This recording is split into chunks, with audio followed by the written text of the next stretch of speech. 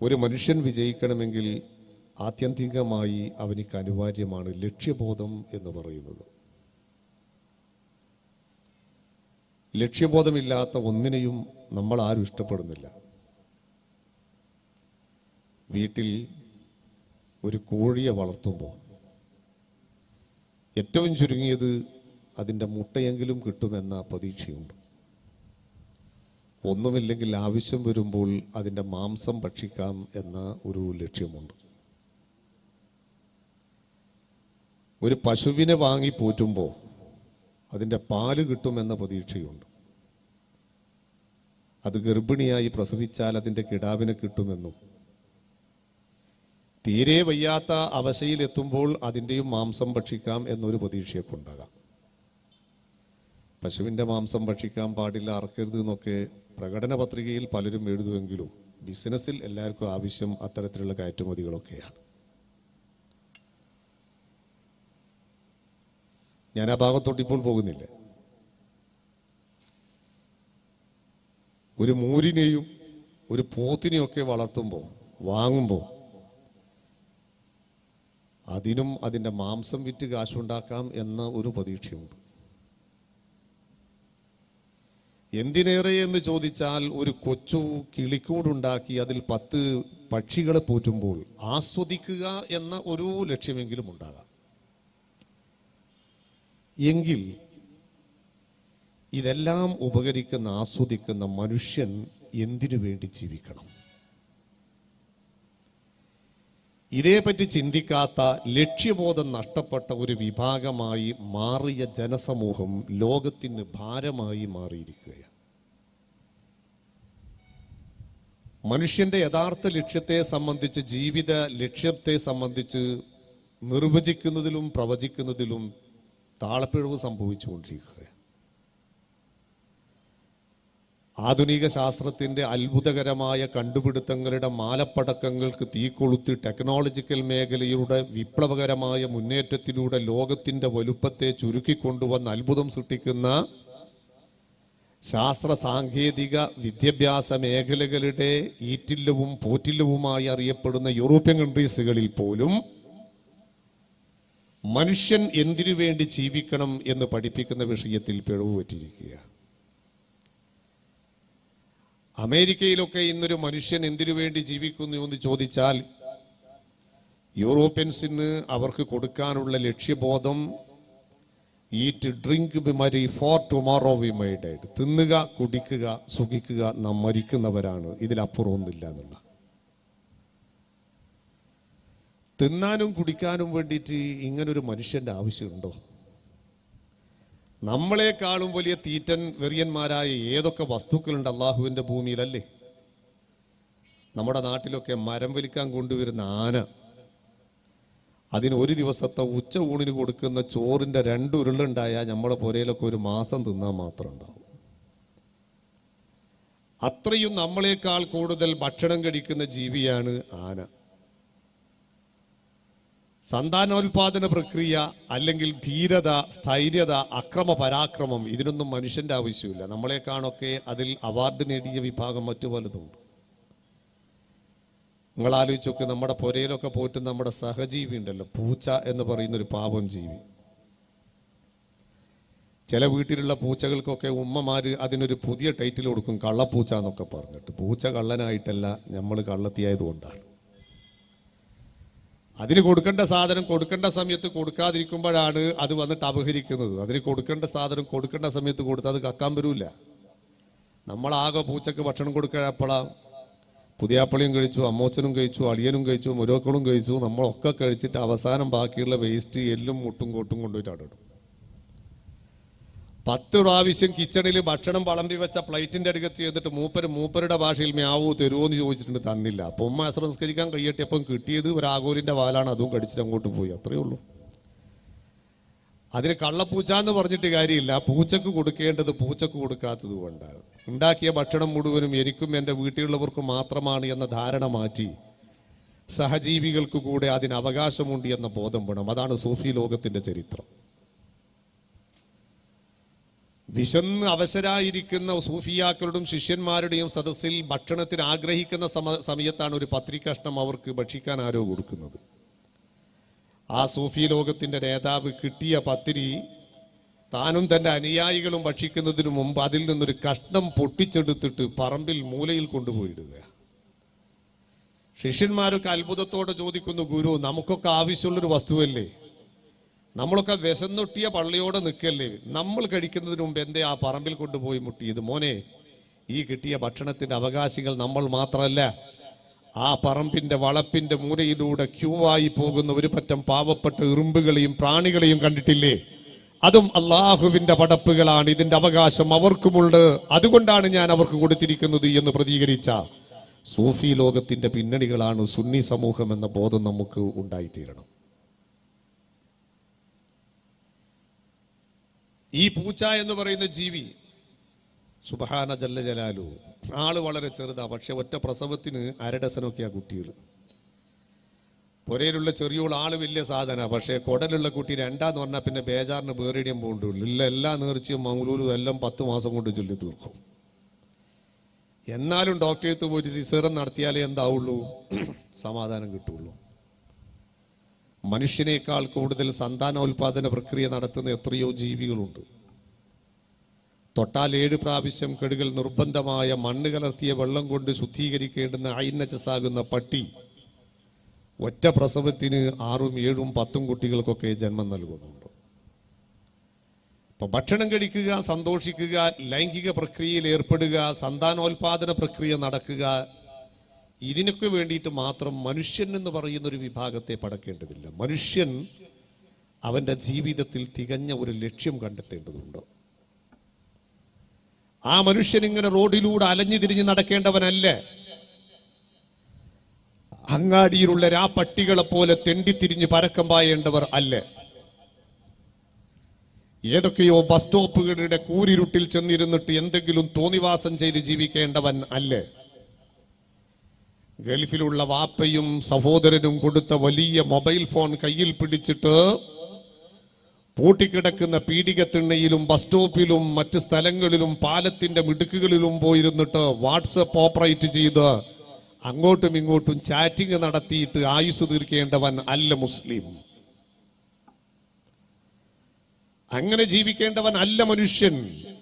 മനുഷ്യൻ ഒരു വിഡ്ഢിയായി മാറാൻ പാടില്ല. യൂറോപ്യൻസ് പോയി മാറിയതുപോലെ life is a tale told by an idiot. ഒരു വിഡ്ഢിയുടെ കടങ്കഥ പോലെയാണ് മനുഷ്യ ജീവിതം എന്ന പരാമർശത്തെ നാം തിരസ്കരിക്കണം. മനുഷ്യ ജീവിതത്തിന് ഒരു കൃത്യമായ ലക്ഷ്യമുണ്ടെങ്കിൽ ആ ലക്ഷ്യബോധം നേടിയവന് മാത്രമേ വിജയിക്കാൻ സാധിക്കുള്ളൂ. ആ ലക്ഷ്യത്തെ സംബന്ധിച്ചാണ് വിശുദ്ധ ഖുർആൻ പഠിപ്പിച്ചത്, വമാ ഖലഖതുൽ ജിന്ന വൽ ഇൻസ ഇല്ലാ ലിയഅ്ബുദൂൻ. വിശേഷ ബുദ്ധി നൽകി ആദരിച്ചിരിക്കുന്ന മനുഷ്യനെ അള്ളാഹു പടച്ചത് എന്തിനാണെന്നറിയോ? തന്റെ സൃഷ്ടാവായ റബ്ബിനെ പറ്റി പഠിക്കാനാണ്, അറിയാനാണ്. ആ സൃഷ്ടാവിനെ അറിയിച്ചു തരുന്നവരെ അറിയാനാണ്, അറിയേണ്ടവരെ അറിഞ്ഞുകൊണ്ട് ജീവിക്കാനാണ് മനുഷ്യനെ അള്ളാഹു പടച്ചിരിക്കുന്നത്. ആ ഓർമ്മയിൽ നിന്ന് മനുഷ്യന്റെ മനസ്സ് മാറാതിരിക്കാനാണ് പള്ളി കമ്മിറ്റിക്കാരൊക്കെ ശമ്പളം കൊടുത്തിട്ട് പള്ളിയിൽ മുക്രിക്കാനെ നിശ്ചയിച്ചിരിക്കുന്നത്. അത് പോത്തിന്റെ ചങ്കിന് കത്തിവെക്കാൻ മാത്രമല്ല, കല്യാണപ്പുരയിൽ പോയിട്ട് ഒരു അൽഫാത്തിഹ ആക്കാൻ മാത്രമല്ല, പുതിയാപ്പളിനെ തേടാൻ പോകുമ്പോൾ തേടികളുടെ കൂട്ടത്തിൽ പോയിട്ട് തേടി വന്നു എന്ന് പറയാൻ വേണ്ടിയിട്ടല്ല. ആ മനുഷ്യൻ നിർവഹിക്കുന്ന ഏറ്റവും വലിയ ദൗത്യം എന്താണ്? ഓരോ ദിവസവും 5 നേരം പള്ളി മുനാരത്തിലൂടെ ഉറക്കെ വിളിച്ചു പറയുകയാ, അല്ലാഹു അക്ബർ, അല്ലാഹു അക്ബർ, അല്ലാഹു അക്ബർ, അല്ലാഹു അക്ബർ. മോനെ, നിന്നെ പടച്ച റബ്ബുണ്ട്, അധിപനായ നാഥൻ. അവനാണ് നിനക്ക് കുടിക്കാൻ വെള്ളം നൽകിയത്, ഭുജിക്കാൻ ഭക്ഷണം നൽകിയത്, ധരിക്കാൻ വസ്ത്രം നൽകിയത്, ശ്വസിക്കാൻ വായു നൽകിയത്. വേണ്ടുന്നതെല്ലാം നിനക്ക് ചെയ്തു തന്നവൻ അവനാണ്. ആ അധിപനായ റബ്ബിന്റെ മുന്നിൽ സാഷ്ടാംഗം നമിക്കാനുള്ള സമയമായിട്ടുണ്ട് മോനെ എന്ന് പറഞ്ഞ് ഒരു ദിവസത്തിൽ 5 നേരം പാവപ്പെട്ട വിശ്വാസികളുടെ മനസ്സിനെ അള്ളാഹുവിലേക്ക് ക്ഷണിക്കുന്ന ഡ്യൂട്ടി തന്നെ നിർവഹിച്ചു വെച്ചിരിക്കുകയാ. ആ ഡ്യൂട്ടി മുഅദ്ദിൻ നിർവഹിക്കുന്ന സമയത്ത് അദ്ദേഹത്തിന് ശമ്പളം ഹലാലാക്കാനുള്ളൊരു പണിയായി അതിനെ നാം അവഗണിക്കരുത്. ഇന്നിപ്പോ പള്ളിയിൽ നിന്ന് ബാങ്ക് കൊടുക്കുന്നത് എന്തിനാ? അത് മുക്രിക്കാക്കുള്ളൊരു മഴീശത്തിന്റെ വഴിയാ, ജീവിതോപാധി മാത്രമാ, വേറെ ആൾക്കാർ നിക്കരിക്കാൻ വരാനൊന്നുമല്ല. ആണോ? പള്ളി കമ്മിറ്റി പ്രസിഡന്റും സെക്രട്ടറിയും പള്ളിന്റെ സ്റ്റെപ്പിന്റെ അടുത്തുണ്ടാവും. മുക്രിക്ക ബാങ്ക് കൊടുക്കുമ്പോഴാണ് ഉസ്താദ് ഇപ്പൊ വരാം, ഞാനൊന്ന് കാഞ്ഞങ്ങാട് പോയിട്ട് വരട്ടെ എന്നാ. ഇമ്മഹലിലെ പള്ളി പറ്റി സംബന്ധിച്ചും സെക്രട്ടറിനെ പറ്റിയൊന്നുമല്ല, പിന്നെ അതിന് കുഴപ്പമുണ്ടാക്കണ്ട. മൊത്തത്തിലുള്ള അവസ്ഥ പറയാ. ഞാൻ ജാമിയ സഅദിയിൽ നിന്ന് സനത് വാങ്ങിയിട്ട് പുറത്തുപോയ ആദ്യത്തെ കൊല്ലം മട്ടന്നൂർ ടൗൺ ജുമാഅത്ത് പള്ളിയിലായിരുന്നു ഞാൻ ദർസ് തുടങ്ങിയത്. അപ്പോൾ പരിസരത്തുള്ള പള്ളികളിലുള്ള ഉസ്താദന്മാരൊക്കെ ചിലപ്പം വൈകുന്നേരമൊക്കെ ടൗണിലേക്ക് വരും, ഞങ്ങളുടെ റൂമിൽ വന്നിന്ന് ചായ ഒക്കെ കുടിച്ചു പോകും. അപ്പം ഞങ്ങൾ ഒരു ദിവസം ഇരുന്നിട്ട് ഇങ്ങനെ കമ്മിറ്റിക്കാരെ കഥ ഇങ്ങനെ ചർച്ച ചെയ്തപ്പോൾ അടുത്തുള്ളൊരു പള്ളിയിൽ ഉസ്താദ് പറഞ്ഞു, ഉസ്താദേ എൻ്റെ പള്ളിയിലെ കമ്മിറ്റി സെക്രട്ടറി എന്നൊക്കെ പറഞ്ഞ അനുഭവം ഭയങ്കര ഗാംഭീര്യതയുള്ള ആൾ. ഞാൻ ചോദിച്ചു എന്ത് ചോദിച്ചു. ബാങ്ക് കൊടുക്കുന്നത് വരെ പള്ളിൻ്റെ മുറ്റത്തുണ്ടാവും, ബാങ്കിൻ്റെ ഒച്ച കേട്ടാൽ മൂപ്പര് നേരെ റോട്ടിലേക്ക് എത്തുകയും ചെയ്യും. ഇപ്പം വരാമെന്നും പറഞ്ഞിട്ടാ പോക്കുന്നത്. പള്ളിയും പള്ളി പരിപാലനമൊക്കെ രാഷ്ട്രീയവും അധികാരവുമാക്കി ചിത്രീകരിക്കുന്ന ഒരു അവസ്ഥയിലേക്ക് മാറിയിരിക്കുക. ഇന്നമായ മസാജിദല്ലാഹി മൻ ആമന ബില്ലാഹി വൽ യൗമിൽ ആഖിർ. അധിപനായ അള്ളാഹുവിന്റെ പള്ളിക്ക് ഖിദ്മത്ത് ചെയ്യുന്നവൻ അവൻ ഈമാനിന് വില കൊടുക്കുന്നവനാകണം, ആഖിറത്തിനെ പേടിക്കുന്നവനാകണം. എൻ്റെ ഈ തുച്ഛമായ ജീവിതത്തോട് ഞാൻ വിട പറഞ്ഞിട്ട് ശാശ്വതമായൊരു ജീവിതത്തിലേക്ക് കാലെടുത്തു വെക്കേണ്ടവനാണ്. ആ വിജയ പരാജയത്തിന്റെ കണക്കെടുപ്പിന്റെ മുന്നിൽ ഞാൻ അള്ളാഹുവിന്റെ മുന്നിൽ പ്രത്യക്ഷപ്പെടേണ്ടവനും മറുപടി പറയേണ്ടവനുമാണ്. ആ സമയത്തെനിക്ക് നീ സംരക്ഷണം നൽകണം റബ്ബേ എന്ന ബോധവും ചിന്തയുമുള്ള മനുഷ്യന് മാത്രമേ അള്ളാഹുവിന്റെ പള്ളികളെ പരിപാലിക്കാനുള്ള യോഗ്യതയുള്ളൂ. പണത്തിന്റെ സ്രോതസ്സോ അല്ലെങ്കിൽ കുമ്പയുടെ വലുപ്പമോ അല്ലെങ്കിൽ ഏതെങ്കിലും ഒരു രാഷ്ട്രീയ പ്രസ്ഥാനത്തിന്റെ ഐഡന്റിറ്റിയോ അല്ല ഒരു പള്ളി കമ്മിറ്റിയുടെ ഔദ്യോഗിക സ്ഥാനത്തേക്ക് വരേണ്ടത്. അള്ളാഹുവിന്റെ ദീനിന് വില കൽപ്പിക്കുന്നവരാണ്. അള്ളാഹു നമ്മുടെ ഖൽബ് നന്നാക്കി തരട്ടെ, പ്രവർത്തനം അള്ളാഹു നന്നാക്കി തരട്ടെ, സ്വഭാവം അള്ളാഹു നന്നാക്കി തരട്ടെ. എൻ്റെ പ്രിയപ്പെട്ട മാന്യ സഹോദരന്മാരെ, സുഹൃത്തുക്കളെ, ആ പടച്ച റബ്ബിന്റെ പള്ളിയിൽ നിന്ന് 5 നേരം ബാങ്ക് കൊടുക്കുമ്പോ അല്ലാഹു അക്ബർ എന്ന പരിശുദ്ധമായ ബാങ്കിന്റെ ധ്വനി മുഴക്കുന്ന സമയത്ത് മാറി നിന്നുകൊണ്ട് ഈ വിനീതന്റെ പ്രസംഗം കേൾക്കുന്ന കരളിന്റെ കഷ്ടങ്ങളായ ചെറുപ്പക്കാരോട് ഞാൻ ചോദിക്കട്ടെ, മോനെ എൻ്റെ റബ്ബിലേക്കാണ് വിളിക്കുന്നതെന്ന ബോധത്തോടെ ആ റബ്ബിന്റെ പള്ളിയിലേക്ക് കയറിപ്പോകാൻ വിശാല മനസ്സ് കാണിക്കുന്ന എത്ര പേര് നമ്മുടെ കൂട്ടത്തിലുണ്ട്? ഞങ്ങളുടെ നാട്ടിൻ്റെ അടുത്തൊരു പള്ളി ഉണ്ടായിരുന്നു. കുറേ കാലം മുമ്പ് അവിടെ ഒരു വിഷയം നടന്നു. ആ പള്ളിക്കൽ ഖതീബുണ്ട്, മുക്രിയുണ്ട്. 3-4 ഉസ്താദുമാർ മദ്രസയിൽ പഠിപ്പിക്കുന്ന മുഅല്ലിമീങ്ങളുമായിട്ടുണ്ട്. ഒരു പുതിയ മുഅദ്ദിൻ മുക്രിക്ക് വന്നിട്ട് ബാങ്ക് കൊടുക്കുന്ന ആൾ വന്നിട്ട് ജോലി കിട്ടും. മൂപ്പർ ഒരാഴ്ച ബാങ്ക് കൊടുത്തു. എല്ലാ ദിവസവും പള്ളിയിലെ ഖതീബും മൂപ്പരും 3 മുഅല്ലിമീങ്ങളല്ലാണ്ട് വേറൊരു പൂച്ചക്കുട്ടി പള്ളിയിൽ വരില്ല. മനുഷ്യന്മാരെ കാണണമെങ്കിൽ ആകെ അത് വെള്ളിയാഴ്ച ഒന്ന് കാണും, എന്നാലേ മനുഷ്യന്മാരെ കണ്ടു കിട്ടും. മൊയ്ലിയന്മാർ പിന്നെ മനുഷ്യന്മാരെ കൂട്ടത്തിൽപ്പെട്ടല്ലോ. പണ്ടൊരാൾ വണ്ടി കിട്ടാണ്ട് ഇങ്ങനെ റോഡ് സൈഡിൽ നിന്നിട്ട് ഇങ്ങനെ പോകുന്ന വണ്ടിക്കൊക്കെ കൈകാട്ടി, ഒന്നും നിർത്തിയില്ല. അവസാനം നിർത്തിയതൊരു പോലീസ് വണ്ടിയാണ്. അപ്പോൾ പോലീസിനെ കണ്ടപ്പോൾ തള്ള പറഞ്ഞു, പഠിച്ചോൻ്റെ മോനെ തെറ്റിപ്പോയി, ഞാൻ മനുഷ്യനാന്ന് വിചാരിച്ചിട്ടാണ്, നിങ്ങളാന്ന് ഞാൻ അറിയില്ലേനോന്ന്. മൊയ്ലിയന്മാരൊന്നും പിന്നെ മനുഷ്യന്മാരെ കൂട്ടത്തിൽ കൂട്ടൂല. അതൊക്കെ അങ്ങനെ തൊഴിലാളികളായിട്ട് പോകുന്നൊരു വർഗ്ഗമാണല്ലോ. നാട്ടിലുള്ള മനുഷ്യന്മാരെ കാണണമെങ്കിൽ ആഴ്ചക്ക് ഒരു ദിവസം വെള്ളിയാഴ്ചയായി കിട്ടണം. ഒരു വ്യാഴാഴ്ച ഖതീബ് നാട്ടിൽ പോയി, ഉസ്താദന്മാരൊക്കെ മദ്രസ വിട്ട് പോലും നാട്ടിൽ പോയി. അന്നാണ് മുക്രിക്കാൻ്റെ മകളുടെ പ്രസവത്തിന്റെ സൽക്കാരവും അതുപോലെ തന്നെ നാപ്പോളിയൊക്കെ വന്നിട്ട് ഒരു ആകപ്പാടുള്ളൊരു പ്രശ്നം. ഇയാൾക്ക് നിർബന്ധമായിട്ട് ലീവ് കിട്ടണം. ഇയാൾ എന്ത് ചെയ്തു എന്നറിയോ? ഏതായാലും ഇപ്പൊ പള്ളിയിൽ ബാങ്ക് കൊടുക്കുന്ന എനിക്ക് ശമ്പളം കിട്ടാൻ വേണ്ടിയിട്ടാണ്, ഇവിടെ ആരും നിക്കരിക്കാൻ വരാനൊന്നുമില്ല, പിന്നെ അത് വലിയൊരു ആനക്കാരിയൊന്നുമല്ല. മൂപ്പര് ആരെയും ഏൽപ്പിക്കുകയും ചെയ്യാണ്ട് മൂപ്പര് പുരയിലേക്ക് പോയി. പിറ്റേന്ന് ഉച്ചയായപ്പോൾ സുബ്ഹാനല്ലാഹ് വലിയ പ്രശ്നം. എന്താണെന്നറിയോ? ആ നാട്ടിലുള്ള തൊഴിലാളികളൊക്കെ ഉച്ചക്ക് പറമ്പുള്ള കൈക്കോട്ട് പണി കയറൽ ബാങ്കിന്റെ ഒച്ച കേട്ടിട്ടാ.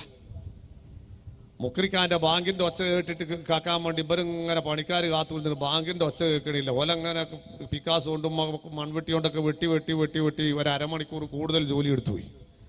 അപ്പോഴാ അറിയുന്ന പള്ളിയിൽ നിന്ന് മുക്രിക്കയില്ല ലീവാന്നുള്ള വിഷയം. സുബ്ഹാനല്ലാഹ്. പിന്നെ പ്രഷർ ഇളകാൻ എവിടെയും പോണോ? ഹൈ പ്രഷറിലാ.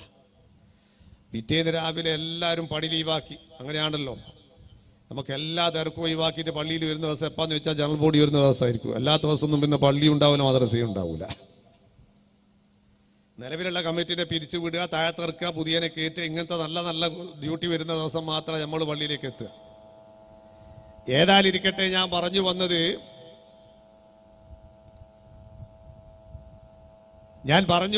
ആകത്തുക എന്താന്ന് പറഞ്ഞാല്, ഈ മുക്രിക്ക അങ്ങനെ പോയതിന് ശേഷം പിറ്റേന്ന് രാവിലെ നാട്ടുകാരൊക്കെ മുക്രിക്കാനെ ചോദ്യം ചെയ്യാൻ വേണ്ടി വന്നു. ഏകദേശം ഉച്ചയാകുമ്പോണ്ട് മുക്രിക്ക് അങ്ങനെ പതുക്കെ കയറി വരിക. എന്താ കാക്കാന്ന് ചോദിച്ച് ഇയാളെ കൊള്ള കയറാൻ തുടങ്ങി. തല്ലന്റെ ഒരുക്കത്തിലാണ്. പ്രത്യേകിച്ച് കണ്ണൂർ കാസർഗോഡ് ജില്ലയിലൊക്കെ തല്ലെന്ന് പറഞ്ഞാൽ നടക്കുന്ന കാര്യമാണല്ലോ. ഇടയ്ക്കിടെ ഇങ്ങനെ വിസ്മുട്ടുന്ന സൈസാണല്ലോ. ഏതായിരിക്കട്ടെ, അങ്ങനെ തല്ലിന്റെ ഒരുക്കത്തിലേക്കൊന്ന് മുക്രിക്ക് ചോദിച്ചു, എന്താ പ്രശ്നം എന്ന് വെച്ച്, നിങ്ങളിതിനങ്ങനെ തല്ലാൻ വരുന്ന വിഷയം ഒന്ന് കേൾക്കട്ടെ എന്ന്. ശമ്പളം വാങ്ങിയിട്ട് നമ്മളെ ഭക്ഷണവും കഴിച്ചിട്ട് എന്താ കാക്ക പള്ളിയിൽ ബാങ്ക് കൊടുക്കണ്ടേ, നിക്കാരത്തിന്റെ നേരത്തിന് ആൾക്കാർക്ക് ബാങ്ക് കൊടുക്കണ്ടേ എന്നാ മൂപ്പര്. ഇവര് നിക്കരിക്കൂലെങ്കിലും ബാങ്ക് കൊടുക്കണം എന്ന് നിർബന്ധ. അപ്പൊ മുക്രിക്ക് പറഞ്ഞു, അതാണോ ശരി, എന്നാൽ അതിന് നിങ്ങൾ കച്ചറ കൂടണ്ട. ഞാനിവിടെ വന്നിട്ട് ഒരാഴ്ചയായി ഒരൊറ്റ ദിവസം ബാങ്ക് കൊടുത്തിട്ട് നിങ്ങൾ ആരും ഞാൻ പള്ളിയിൽ കണ്ടിട്ടില്ല. പിന്നെ ബാങ്ക് എന്ന് പറയുന്നത് 5 നേരം ബാങ്ക് കൊടുക്കൽ എൻ്റെ ഡ്യൂട്ടിയാണ്. എനിക്ക് ശമ്പളം ഹലാലാകണമെങ്കിൽ ഇവിടെ 5 ബാങ്കും 5 ഇഖാമത്തും കൊടുക്കണം. ഞാൻ പോകുന്ന ദിവസം രാവിലെ സുബിഹിന്റെ ബാങ്കും കൊടുത്ത് ഇഖാമത്തും കൊടുത്ത് നിക്കരിച്ച് 4 ബാങ്കും 4 ഇഖാമത്തും എക്സ്ട്രാ കൊടുത്ത് വെച്ചിട്ടാ പോയിട്ട്. അതുകൊണ്ട് വേണ്ട വർത്താനൊന്നും പറയണ്ടെന്ന് പറഞ്ഞു. കാരണം മൂപ്പര ശമ്പളം ഹലാലാകാൻ ഏതേ വേണ്ടു, ദിവസം 5 ബാങ്കും 5 ഇഖാമത്തും നടക്കണം. നമ്മുടെ പള്ളിക്കളുടെ അവസ്ഥ ഇപ്പം അതല്ലേ. ഇനി മാക്സിമം പോയാൽ ഇപ്പൊ പള്ളിയിൽ ആരാ പോകുന്നത്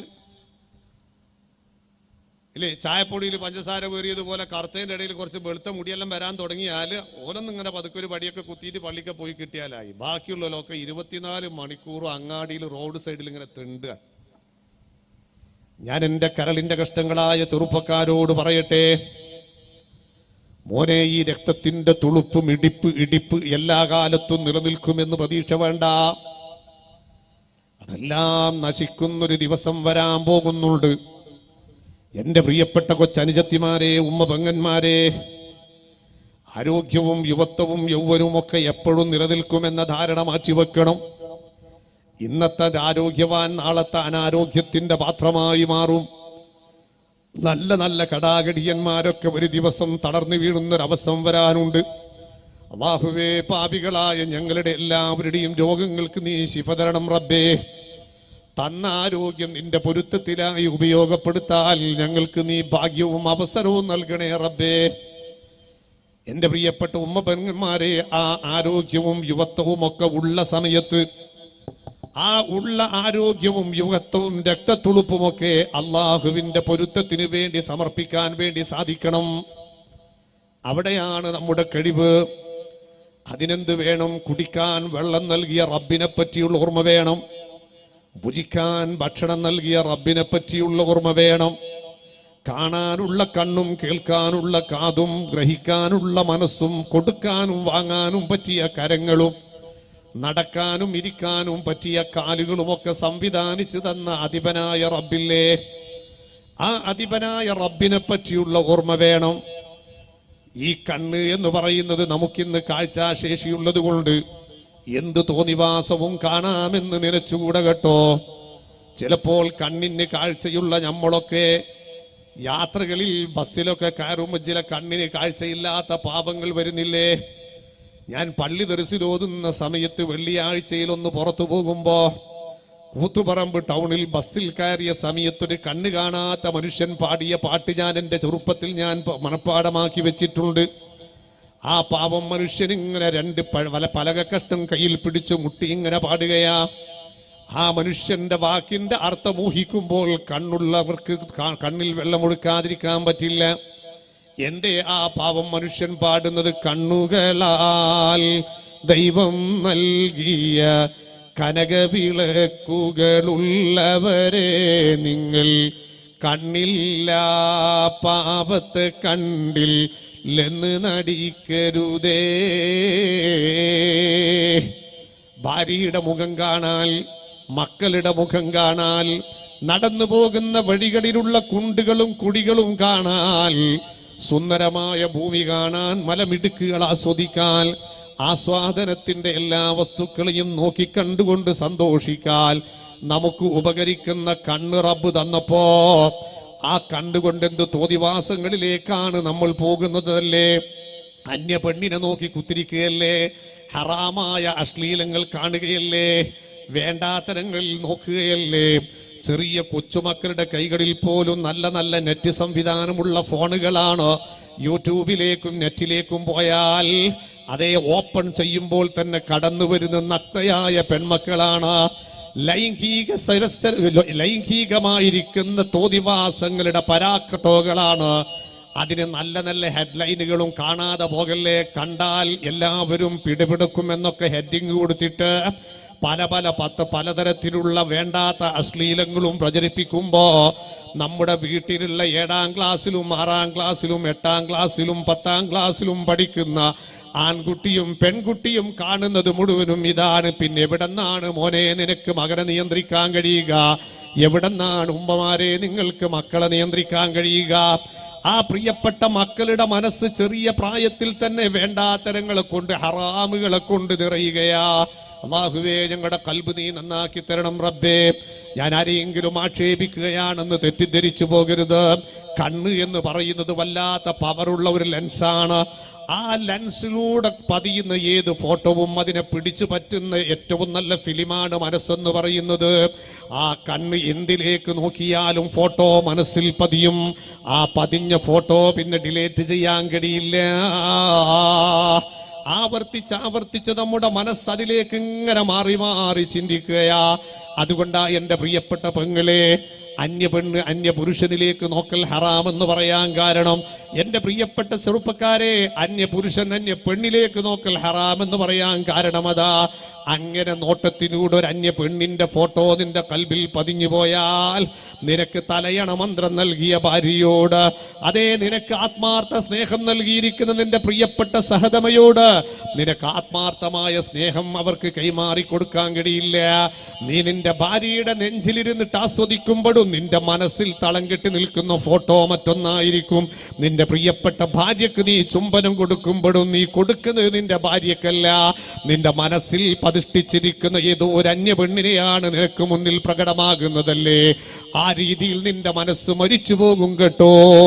എന്റെ പ്രിയപ്പെട്ട കൊച്ചനുജത്തിമാരെ, ഗൾഫിലുള്ള ഭർത്താക്കന്മാര് എത്ര വലിയ അധ്വാനമാണ് അവർ നടത്തുന്നതല്ലേ, എത്ര സാഹസമാണ് അവർ നടത്തുന്നത്.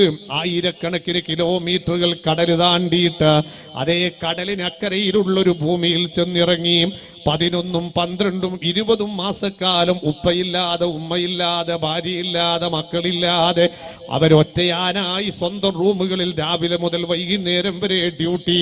അതേ ഓവർ ടൈം എടുത്തിട്ട് പിന്നെയും പണമുണ്ടാക്കി 10-15 മാസം കഴിഞ്ഞിട്ട് ആ പ്രിയപ്പെട്ട ഭർത്താവ് നാട്ടിൽ വരുമ്പോ, എന്റെ പ്രിയപ്പെട്ട പെങ്ങളെ,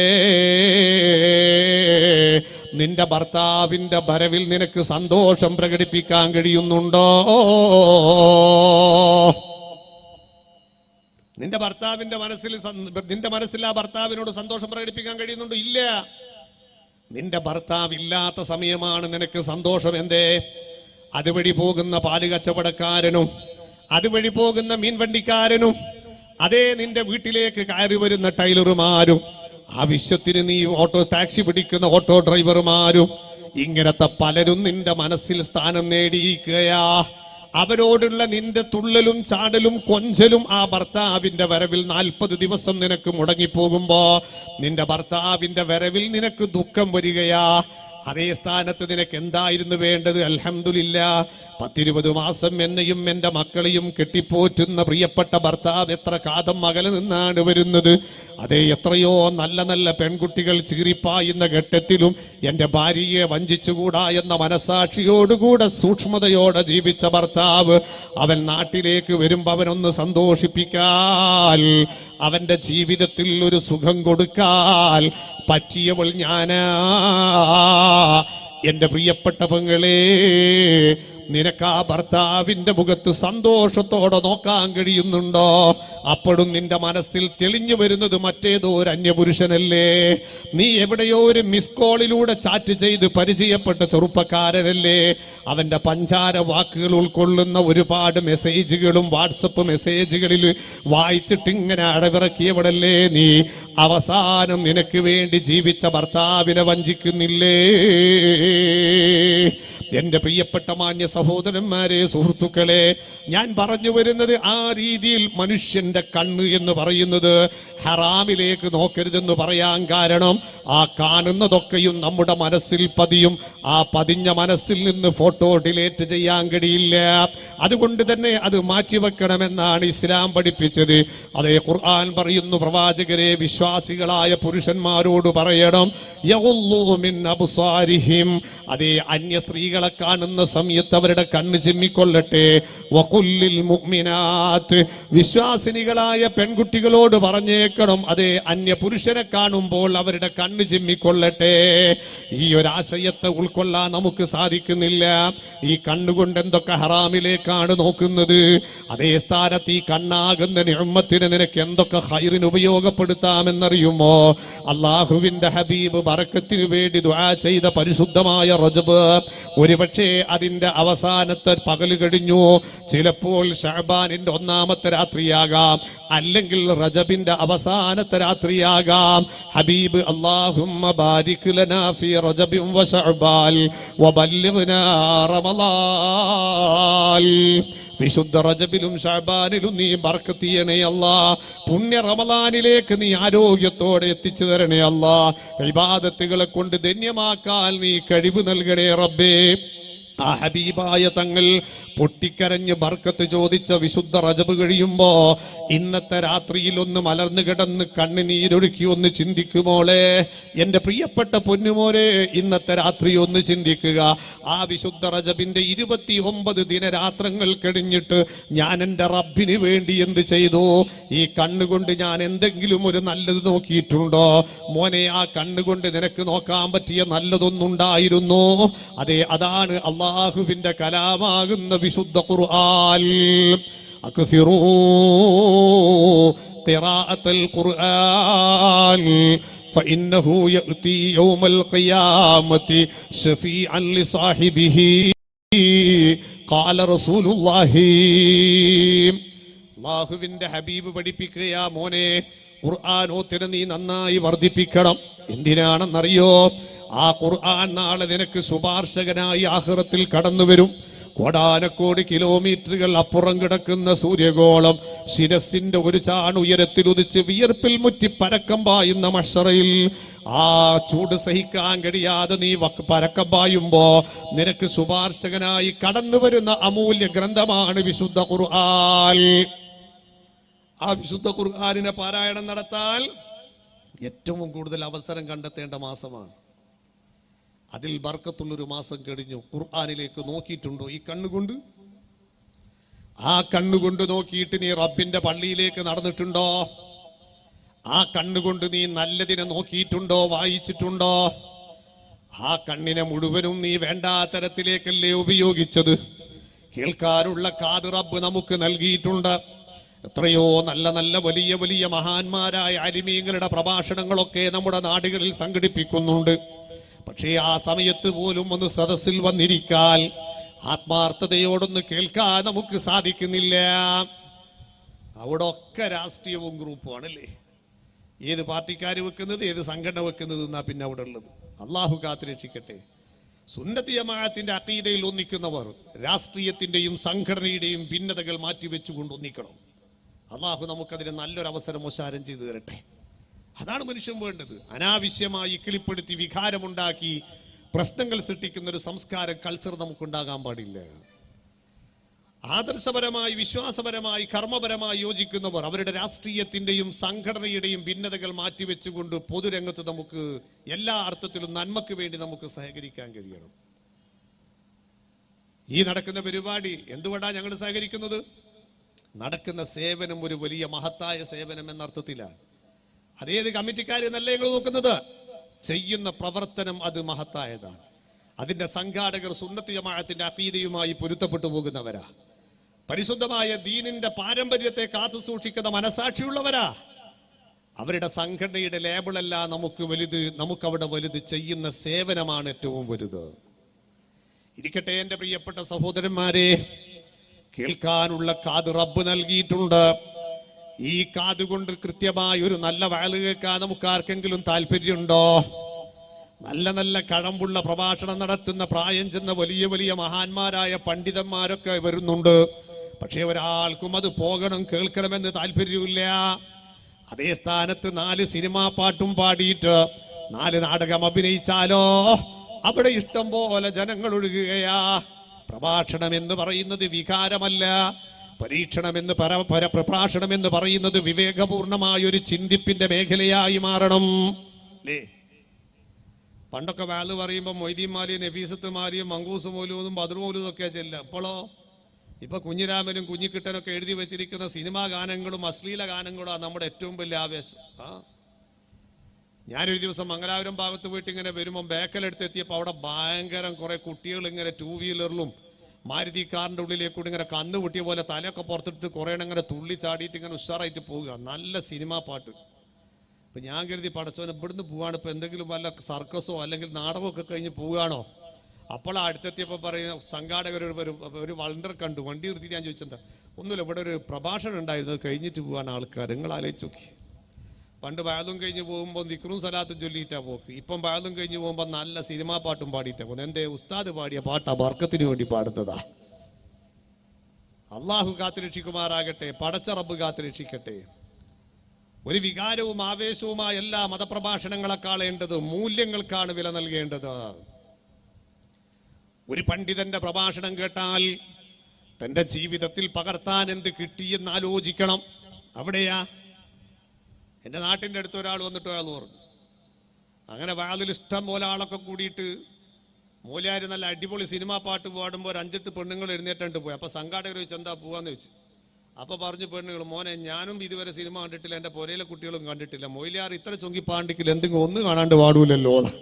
നിങ്ങൾ ആലോചിച്ച് നോക്കി, തള്ളാരെ ഈമാൻ ആർക്കില്ല, മൂലിയാർക്കില്ല. അള്ളാഹു കാത്തുരക്ഷിക്കട്ടെ നമ്മയൊക്കെ. ഇതൊക്കെ കാണാതെ പഠിക്കാൻ എന്തെങ്കിലും ഒന്ന് കാണേണ്ടി വരൂലേ? പടച്ചോൻ കാക്കട്ടെ. നമ്മുടെ ഈമാൻ അള്ളാഹു ശക്തിപ്പെടുത്തി തരട്ടെ. എന്തിനാണ് അത്തരത്തിൽ വേണ്ടാത്തരത്തിലേക്ക് പോകുന്നത്? ഇഷ്ടംപോലെ മഹാരഥന്മാരുടെ മദ്ഹ് പാടാനില്ലേ? ഇല്ലേ? പണ്ടെന്ത് രസമായിരുന്നു വഅള് പാടുന്ന സമയത്ത്. മുഹ്യിദ്ദീൻ നഫീസത്തുമാലയുമാണല്ലോ പാടിയിരുന്നത്. ബിസ്മിയും ഹംദും സ്വലാത്തും നൽസലാമും ബിണ്ടേ ബില്ലിനെ ഫീസത്ത് മാല ഞാൻ തുടങ്ങിയിടുന്നേ. വലിയ കണക്ക് സുഹ്റ ബിക്ക് 3-ാമത്തെ പേരമാകലാകുമേ ഈ ബീബിനെ ഫീസത്തെ. ആ മഹദിയുടെ ചരിത്രം ഇങ്ങനെ പാടിപ്പറയും എന്ത് രസായിരുന്നു. അതിന്റെ അവസാനത്തിൽ ഉസ്താദ് ഇങ്ങനെ ദുആ ചെയ്യാ, പരിശൈനോ റഹ്മദൽ നബി മുത്ത് മകളായേ ബംഗീശം അഹ്ല് ബൈത്തിൽ പതിയോരായേ കരുണാറ്റ തരുള് ബീബി നഫീസത്തിൽ റളിയല്ലാ കരുണർ ദിലാനാങ്കൾ കണൈതീടല്ലാ. ആ മഹദിയെ മുൻനിർത്തിക്കൊണ്ടുള്ള പ്രാർത്ഥനയും അവരോടുള്ള ഇസ്തിഗാസയുമായി കൊണ്ട് നല്ലൊരു മുതബറക്കായ അന്തരീക്ഷത്തിൽ എഴുന്നേറ്റ് പോയെങ്കിൽ എൻ്റെ പ്രിയപ്പെട്ട സഹോദരന്മാരെ, സഹോദരികളെ, ഈ കാത് ഹറാമ് കേൾക്കാനുള്ളതല്ല, ഫിത്ന കേൾക്കാനുള്ളതല്ല, ഫസാദ് കേൾക്കാനുള്ളതല്ല, ഗീബത്ത് കേൾക്കാനുള്ളതല്ല, നമീമത്ത് കേൾക്കാനുള്ളതല്ല, ഹറാമ് കേൾക്കാനുള്ളതല്ല. ഇന്ന് ചില ആൾക്കൊക്കെ ഒരു ധാരണ ഉണ്ട്, എന്നെ പോലെ താടിയും തലയെ കിട്ടുള്ള ആള് ഫിത്നയും ഫസാദും പറഞ്ഞ കേൾക്കൽ ഇബാദത്താന്ന് ചിന്തിക്കുന്നവരുണ്ടല്ലേ. നമ്മൾ മാറി ചിന്തിക്കണം. നാം പഠിച്ചിരിക്കുന്ന വിശ്വാസത്തിനും അഖീദക്കും എതിരായിട്ട് ഏത് കൊലകമ്പം വന്നാലും ആ ഹറാമിനെതിരെ പ്രതികരിക്കാൻ കഴിയണം. അലിമീങ്ങളെയും സാദാത്തുക്കളെയും ഗ്രൂപ്പ് തിരിച്ചിട്ട് വേർതിരിച്ച് ചീത്ത പറയുന്ന ശൈലി മുസ്ലിമിന് പറ്റില്ല. അഹ്ലു ബൈത്താ,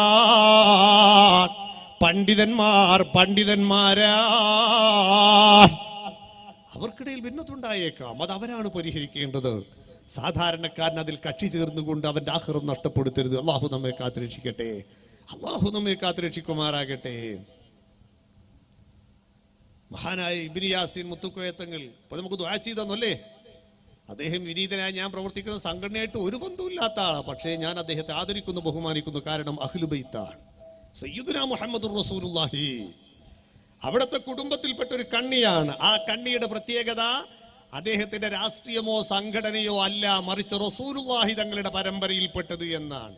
അതുപോലെ അവർ തിരിച്ച് ഞങ്ങളെയും സ്നേഹിക്കുന്നു. അള്ളാഹു ആ സ്നേഹം നിലനിർത്തുമാറാകട്ടെ. അത്തരത്തിലുള്ള നല്ല നല്ല മനുഷ്യന്മാരുടെയൊക്കെ സ്നേഹം നേടിയെടുക്കാൻ അള്ളാഹു നമുക്ക് തൗഫീഖ് നൽകട്ടെ. എൻ്റെ പ്രിയപ്പെട്ട മാന്യ സഹോദരന്മാരെ, സഹോദരികളെ, അതുകൊണ്ട് താടിയും തലപ്പാവുമുള്ള ആളുകൾ ഫിത്നയും ഫസാദും ഗീബത്തും നമീമത്തും പറയുമ്പോ അത് കേൾക്കൽ ഇബാദത്താണെന്ന് ആരും തെറ്റിദ്ധരിച്ചു പോകണ്ട. ഹറാമും മൂലയ്ക്കും ഹറാം തന്നെയാണ്, നാടന്മാർക്കും ഹറാം തന്നെയാണ്, തങ്ങന്മാർക്കും ഹറാം തന്നെയാണ്. ആ ബോധം നമുക്ക് വേണം. അതുകൊണ്ട് ഹറാം കേൾക്കാൻ ഈ കാതിനെ നാം ഉപയോഗപ്പെടുത്തരുത്. ആ കാതിന്റെ വില അറിയൽ എപ്പോഴാണെന്നറിയോ? കേൾവി നശിക്കുമ്പോഴാണ്. കാഴ്ചയുള്ള സമയത്ത് കണ്ണിന്റെ വില അറിയില്ല, കേൾവിയുള്ള സമയത്ത് കാതിന്റെ വില അറിയില്ല, മനസ്സിന് സ്ഥിരതയുള്ള സമയത്ത് ബുദ്ധിയുടെ വില അറിയില്ല. അതങ്ങ് തകിടം മറിയുമ്പോഴാണ് ഇതൊക്കെയും നമുക്ക് ബോധ്യപ്പെടുക. അള്ളാഹു കാത്തുരക്ഷിക്കട്ടെ. എന്നാൽ പരാജയപ്പെട്ട നരകത്തിനു വേണ്ടി വിധിക്കപ്പെട്ടു പോയ ഒരു വിഭാഗം മനുഷ്യരുണ്ടെന്ന് ഖുർആൻ ഡിക്ലെയർ ചെയ്തപ്പോ അവരുടെ 3 ലക്ഷണങ്ങൾ ഖുർആൻ പറഞ്ഞത്: ലഹും ഖുലൂബുൻ ലാ യഫ്ഖഹൂന ബിഹാ വലഹും ആദാനുൻ ലാ യസ്മഊന ബിഹാ വലഹും അയ്യുനുൻ ലാ യുബ്സിറൂന ബിഹാ ഉലൈക കൽ അൻആം ബൽ ഹും അളൽ വഉലൈക ഹുമുൽ ഗാഫിലൂൻ. ഖുർആൻ പറയുന്നു അവരുടെ ലക്ഷണം എന്താണെന്നറിയോ? ഒന്ന്, അവർക്ക് മനസ്സുണ്ട്, മനസാക്ഷിയില്ല. ആ മനസ്സുകൊണ്ട് നല്ലതിനെ ചിന്തിക്കുകയില്ല. ആ മനസ്സിൽ അവർക്ക് അള്ളാഹുവിനെ പറ്റി ഓർമ്മയുണ്ടാകൂല. ആ മനസ്സിൽ ഹബീബായ തങ്ങളെ പറ്റിയുള്ള ഓർമ്മ സ്മരണയുണ്ടാകൂല. ആ മനസ്സ് വേണ്ടാത്തരത്തെ പറ്റി ചിന്തിക്കുന്ന മനസ്സായിരിക്കും. അവർക്ക് കണ്ണുകൊണ്ട് നല്ലതിലേക്ക് അവർ നോക്കില്ല, നല്ലതിനെ കാണില്ല, നല്ലവരെ നോക്കില്ല. അവർക്ക് കേൾക്കാനുള്ള കാതുണ്ട്, പക്ഷേ നല്ലതിനെ കേൾക്കില്ല, നല്ലവരിൽ നിന്ന് കേൾക്കില്ല. അതേ നല്ലതിന് പ്രതിഫലാർഹമായതിനെ കേൾക്കാൻ അവർ ശ്രമിക്കില്ല. വേണ്ടാത്തരം നോക്കുകയും വേണ്ടാത്തരം കേൾക്കുകയും വേണ്ടാത്തരം ചിന്തിക്കുകയും ചെയ്യുന്ന മനസ്സ്. നമ്മളൊക്കെ ഒന്ന് ആലോചിക്കുക, നമ്മുടെ മനസ്സും കാതും കണ്ണും എവിടെ? അള്ളാഹു നമ്മെ കാത്തുരക്ഷിക്കട്ടെ. അത്തരം ഒരവസ്ഥയാണ് നമ്മുടെ കണ്ണിനും കാതിനും മനസ്സിനും ഇതുവരെ അനുഭവപ്പെട്ടതെങ്കിൽ ഇന്നത്തെ ഈ സെക്കൻഡ് മുതൽ അത് തിരുത്തി വായിക്കാൻ നമുക്ക് സാധിക്കണം. റബ്ബ് നമ്മെ അനുഗ്രഹിക്കട്ടെ. എന്നാൽ ആ വിഭാഗത്തെ പറ്റി ഖുർആൻ പറയുന്നു, കാണാ മനുഷ്യനാണെങ്കിലും ഉലൈക കൽ അൻആം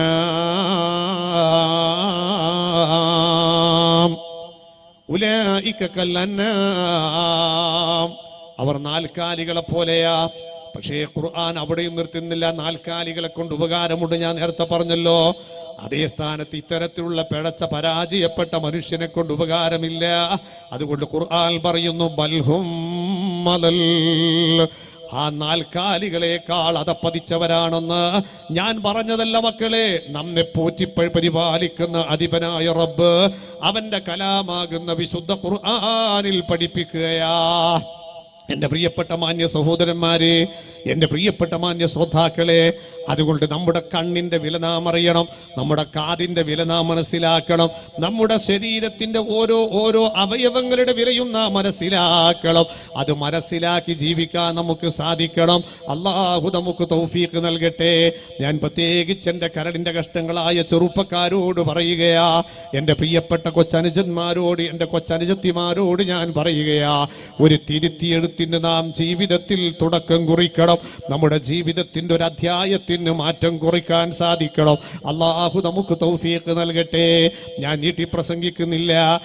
അതേ സ്ഥാനത്ത് ഖുർആൻ വിജയിക്കുന്ന വിഭാഗത്തെ സംബന്ധിച്ച് പറഞ്ഞത് വൽ അസ്ർ ഇന്നൽ ഇൻസാന ലഫീ ഖുസ്ർ ഇല്ലല്ലദീന ആമനൂ وعملوا الصالحات وتواصوا بالحق وتواصوا بالصبر. വിജയിയായ ഒരു മനുഷ്യൻ അള്ളാഹുവിലേക്കും അവന്റെ പ്രവാചകനിലേക്കും ലക്ഷ്യം വെച്ച് ജീവിക്കുമ്പോ അത് സാധിക്കണമെങ്കിൽ, വിജയപൂർണമാക്കണമെങ്കിൽ അവന്റെ ഈമാൻ സ്ഫുടമാകണം, സത്യസന്ധമാകണം. ഹബീബായ തങ്ങൾ പഠിപ്പിച്ചൊരു ഈമാനുണ്ട്, സ്വഹാബത്ത് പഠിപ്പിച്ചു തന്നൊരു ഈമാനുണ്ട്. സ്വഹാബത്ത് പഠിപ്പിച്ച ഈമാൻ അത് ഹബീബിൽ നിന്ന് കണ്ടതാണ്. മാലിക്കുദ്ദീനാർ പഠിപ്പിച്ചൊരു ഈമാനുണ്ട്. അതേ കഴിഞ്ഞുപോയ പൂർവീകരായിരിക്കുന്ന ഔലിയാക്കളും സാലിഹീങ്ങളും നമുക്ക് പഠിപ്പിച്ചെന്നൊരു പാരമ്പര്യ വിശ്വാസമുണ്ട്. അതാണ് സുന്നത്ത് ജമാഅത്തിന്റെ വിശ്വാസം, അതാണ് സുന്നി വിശ്വാസം എന്ന് പറയുന്നത്. ആ ഈമാനിനെ വെട്ടിപ്പിളർത്തിയിട്ട് പുതിയ പുതിയ ചിന്താഗതികളുമായി, പുതിയ പുതിയ ഈമാനുകളുമായി, വാദഗതിയുമായി പലരും കടന്നു വരുമ്പോ അവന്റെ പണം നോക്കാതെ, രാഷ്ട്രീയം നോക്കാതെ, അവന്റെ മറ്റേതെങ്കിലും ഭൗതിക താല്പര്യങ്ങൾ നോക്കാതെ അതെന്റെ ആഖിറം നശിപ്പിക്കുന്ന വാദത്തിലേക്കാണ് അവന്റെ പോക്ക്. അതുകൊണ്ട് മാറി നിൽക്കുമോനെ, നിന്റെ പിഴച്ച ആദർശം എനിക്ക് വേണ്ടെന്ന് പറയാൽ തന്റെ ഇടം കാണിക്കണം ചെറുപ്പക്കാരെ. രാഷ്ട്രീയത്തിൽ നിങ്ങൾ ഒന്നായിക്കോ, കച്ചവടത്തിൽ ചിലപ്പോൾ നിങ്ങൾക്ക് ഒന്നാകാം, ഫ്രണ്ട്ഷിപ്പിൽ ചിലപ്പോൾ നിങ്ങൾക്ക് ലോക്യം കിട്ടിയേക്കാം. പക്ഷെ ഈമാൻ പിഴപ്പിക്കുന്ന കാര്യത്തിൽ കൂട്ടുപിടിച്ചുകൂടാ. അങ്ങനെ ഈമാനിൽ പിഴവ് വരുന്നത് പേടിച്ചിട്ടാണ്. മഹാനായ ശൈഖ് ജീലാനി റളിയല്ലാഹു അൻഹുവിനെ പോലത്തെ മഹാന്മാർ, ആരാണ് ശൈഖ് ജീലാനി റളിയല്ലാഹു അൻഹു? കുല്ലു വല്ലിൽ ലഹു ഖദമുൻ ഫഇന്നി അലാ ഖദമിൽ നബി ബദരിൽ കമാലി വകുല്ലു വല്ലിൽ ലഹു ഖൽബുൻ ഫഇന്നി അലാ ഖൽബിൽ നബി ബദരി തമാമി. എല്ലാ വോലികളും ഓരോ നബിവാശി, ഞാനെൻ്റെ സീബാവ കാൽവശി എന്നോവ്. ഞാൻ എൻ്റെ ജീവിതത്തിൽ എൻ്റെ മനസ്സാകുന്ന മാണിക്യ കൊട്ടാരത്തിൽ പരിപൂർണമായി പ്രേമിച്ചാവാഹിച്ചെടുത്ത വ്യക്തിത്വം ആരാണെന്നറിയോ? മുഹമ്മദുൽ സീനത്തോ ദുനിയാവ ബഹ്ജതുഹാ മുഹമ്മദുൽ കാശിഫുൽ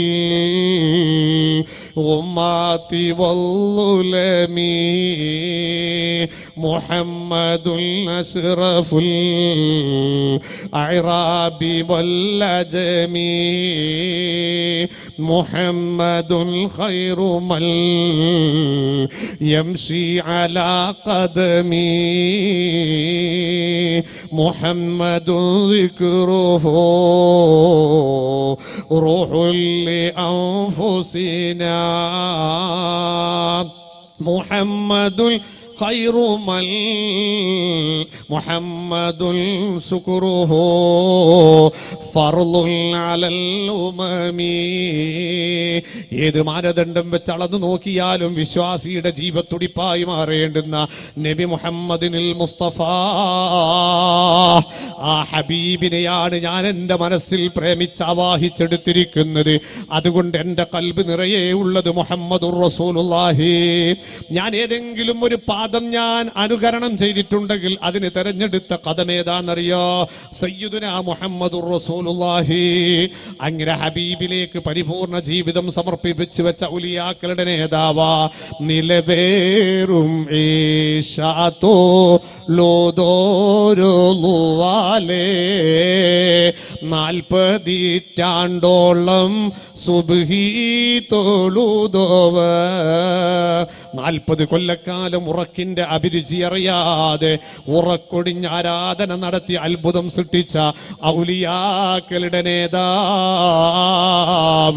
സുജീനൽ ഉഫുഖു മുദ് ഉലിതു ബിസഅദി خضعت لي رقاب الأولياء مثل ما المصطفى تهامي يجدي خاتم الرسل أول الأنبياء. ലോകത്തുള്ള എല്ലാ ഔലിയാക്കളും അവരുടെ നേതാവായി അംഗീകരിച്ച മഹാനായ ശൈഖ് മുഹ്യിദ്ദീൻ അബ്ദുൽ ഖാദിർ ജീലാനി തങ്ങൾ പറഞ്ഞു, മോനെ, പാരമ്പര്യ വിശ്വാസത്തെ ഹനിക്കുന്നവരോട് എനിക്ക് സലാം പറഞ്ഞുകൂടാ. അവര് രോഗിയായാൽ എനിക്ക് കണ്ട പ്രതിഫലം വേണ്ട, അവരുടെ മയ്യത്ത് പരിചരിച്ച കൂലി പോലും വേണ്ട. കാരണം എന്താണെന്നറിയോ? പാരമ്പര്യ വിശ്വാസത്തെയും പ്രവാചക പ്രേമത്തെയും തകർക്കുന്നവരാ. അല്ലാഹു നമ്മുടെ ഈമാനിനെ ശക്തിപ്പെടുത്തി തരട്ടെ. അതോടൊപ്പം ഈമാനിൽ അടിയുറച്ചു നിൽക്കുമ്പോൾ തന്നെ ജീവിതം മുഴുവനും നല്ല നല്ല പ്രവർത്തനങ്ങളെ കൊണ്ട് ധന്യമാക്കുക. നിസ്കരിക്കണം, നോമ്പ് നോക്കണം, ഹജ്ജ് ചെയ്യണം, സക്കാത്ത് കൊടുക്കണം, സദഖ ചെയ്യണം, എല്ലാ നന്മകളും ചെയ്യണം. എന്നാൽ ആ കൂട്ടത്തിൽ അള്ളാഹുവിന്റെ ഹബീബ് ഇഷ്ടപ്പെട്ട സുത്താവിന് ഏറ്റവും വലിയ പൊരുത്തപ്പെട്ടിരിക്കുന്ന ഒരു സേവനമുണ്ട്. ഏതാണെന്നറിയോ?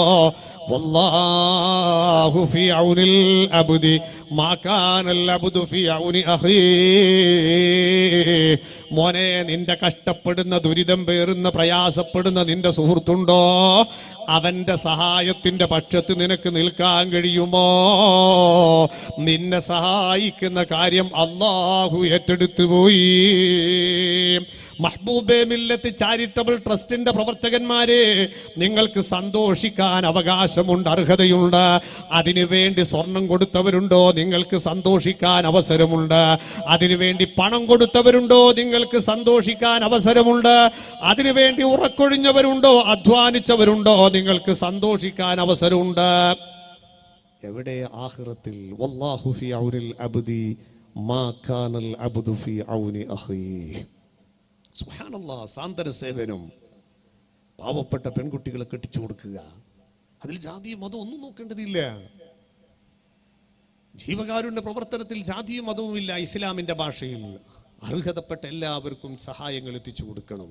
അൽഹംദുലില്ലാഹ്, ഇവിടെ 4ഓളം വിവാഹങ്ങൾ നടക്കാൻ പോവുകയാണ്. അതിലൊന്ന് മുസ്ലിം അല്ലാത്ത ഒരു കുടുംബത്തിൽപ്പെട്ട ഒരു പാവപ്പെട്ട ഒരു പെണ്ണിനെയാണ്. ആഖിറത്തിൽ കൂടിയുള്ള വിഷയ. മുസ്ലിമീങ്ങൾക്ക് മാത്രം വെള്ളവും ഭക്ഷണവും കൊടുത്താൽ, അല്ലെങ്കിൽ അവർക്ക് മാത്രം മരുന്നും വീടും കൊടുത്താൽ ആഖിറത്തിൽ കൂലി കിട്ടുമെന്ന് വാദിക്കുന്ന മതമല്ല ഇസ്ലാം. മനുഷ്യനായി പിറന്നവർക്ക് എന്ന് മാത്രമല്ല, മൃഗത്തിന് പോലും ഉപകാരം ചെയ്താൽ ആഖിറത്തിൽ പ്രതിഫലമുണ്ടെന്ന് പഠിപ്പിച്ച മുഹമ്മദുർ റസൂലുള്ളാഹി. അല്ലാഹുവിന്റെ ഹബീബ് ആ രീതിയിൽ ആ സാന്ത്വന സേവനങ്ങളെ കണ്ടിരിക്കുന്നത്. എത്രത്തോളം അറിയോ? കഷ്ടപ്പെടുന്ന ഒരാളോട് ഒരു നല്ല വാക്ക് പറയുന്നത് പോലും 10 കൊല്ലം പള്ളിയിൽ ഇഅ്തികാഫിരിക്കുന്നതിനേക്കാൾ പുണ്യമുണ്ടെന്ന് പഠിപ്പിച്ച മുഹമ്മദിനുൽ മുസ്തഫ. നമ്മളൊന്ന് ഉണർന്നിരിക്കണം, നമ്മളൊന്ന് സന്തോഷത്തോടെ കേൾക്കണം. ചില്ലറ പരിപാടിയല്ല. നിങ്ങൾ ആലോചിച്ച് നോക്ക്, മഹാനായ അബ്ദുല്ലാഹ് ഇബ്നു അബ്ബാസ് റളിയല്ലാഹു അൻഹു മസ്ജിദ് നബവിയിൽ ഇഅ്തികാഫിരിക്കുന്ന സമയം നിങ്ങൾ ശരിക്കും ആലോചിക്കണം. ഞാൻ ഒറ്റ സംഭവം ഓർമ്മപ്പെടുത്തി എന്റെ പ്രസംഗം നിർത്തുക. നമുക്ക് ദുആ ചെയ്തുകൊണ്ട് പിന്നെ ഇരിക്കുന്ന ആളൊക്കെ ഒന്ന് നേരെ ഇരിക്കുക. ഒരു ചെറിയൊരു ഉറക്കം. കാരണം പുരയിൽ നല്ല ചൂടായതുകൊണ്ട് ഇവിടെ നല്ല തണുപ്പ് കിട്ടുന്നുണ്ടാവും സദസ്സിലാവുമ്പോഴേ. പറയാണ്ട് ഉറക്കമൊക്കെ അങ്ങനെ വരും. എല്ലാവരും ഒന്നൊരു മിനിറ്റ് ഒന്ന് എഴുന്നേറ്റ് നോക്കി. എല്ലാവരും ഒന്ന് പ്രായം ചെന്നോലും എഴുന്നേറ്റ് നിൽക്കാൻ പറയൽ ബഹുമാനക്കുറവാണ്. ആ പിറകിൽ നിൽക്കുന്നൊക്കെ ഒന്ന് മുന്നോട്ട് കടന്നിട്ട് ആ ഫ്രണ്ടിൽ ഒഴിവുള്ള കസേലിട്ട് നോക്കി നമുക്കൊരു നല്ല റാഹത്തിലൊന്ന് ദുആ ചെയ്തിട്ട് പിരിയാലോ. ഒരുപാട് ആളുകൾ ഇതിനു വേണ്ടി സഹായിച്ചവരുണ്ടല്ലോ. ബുദ്ധിമുട്ടില്ലാത്ത നല്ല മനസ്സോടെ സഹകരിക്കാൻ പറ്റുന്നവരൊക്കെ നേരെ മുന്നോട്ട് നിന്ന് കടന്നിട്ട് ഒഴിവുള്ള കസേലിലോട്ട് ഇരിക്കുക. ആ റോഡ് സൈഡിലൊക്കെ വെറുതെ ഇങ്ങനെ ഇരിക്കുന്ന ചെറുപ്പക്കാരൊക്കെ പറ്റുമെങ്കിൽ തൽക്കാലം രാഷ്ട്രീയം കൂടിയൊക്കെ കണ്ട് മാറ്റിവെച്ചാലാ നമുക്ക് അള്ളാഹു പൊരുത്തപ്പെട്ടൊരു സദസ്സ് എന്ന രീതിയിൽ സന്തോഷത്തോടു കൂടെ നമുക്ക് സഹകരിക്കാൻ പറ്റും.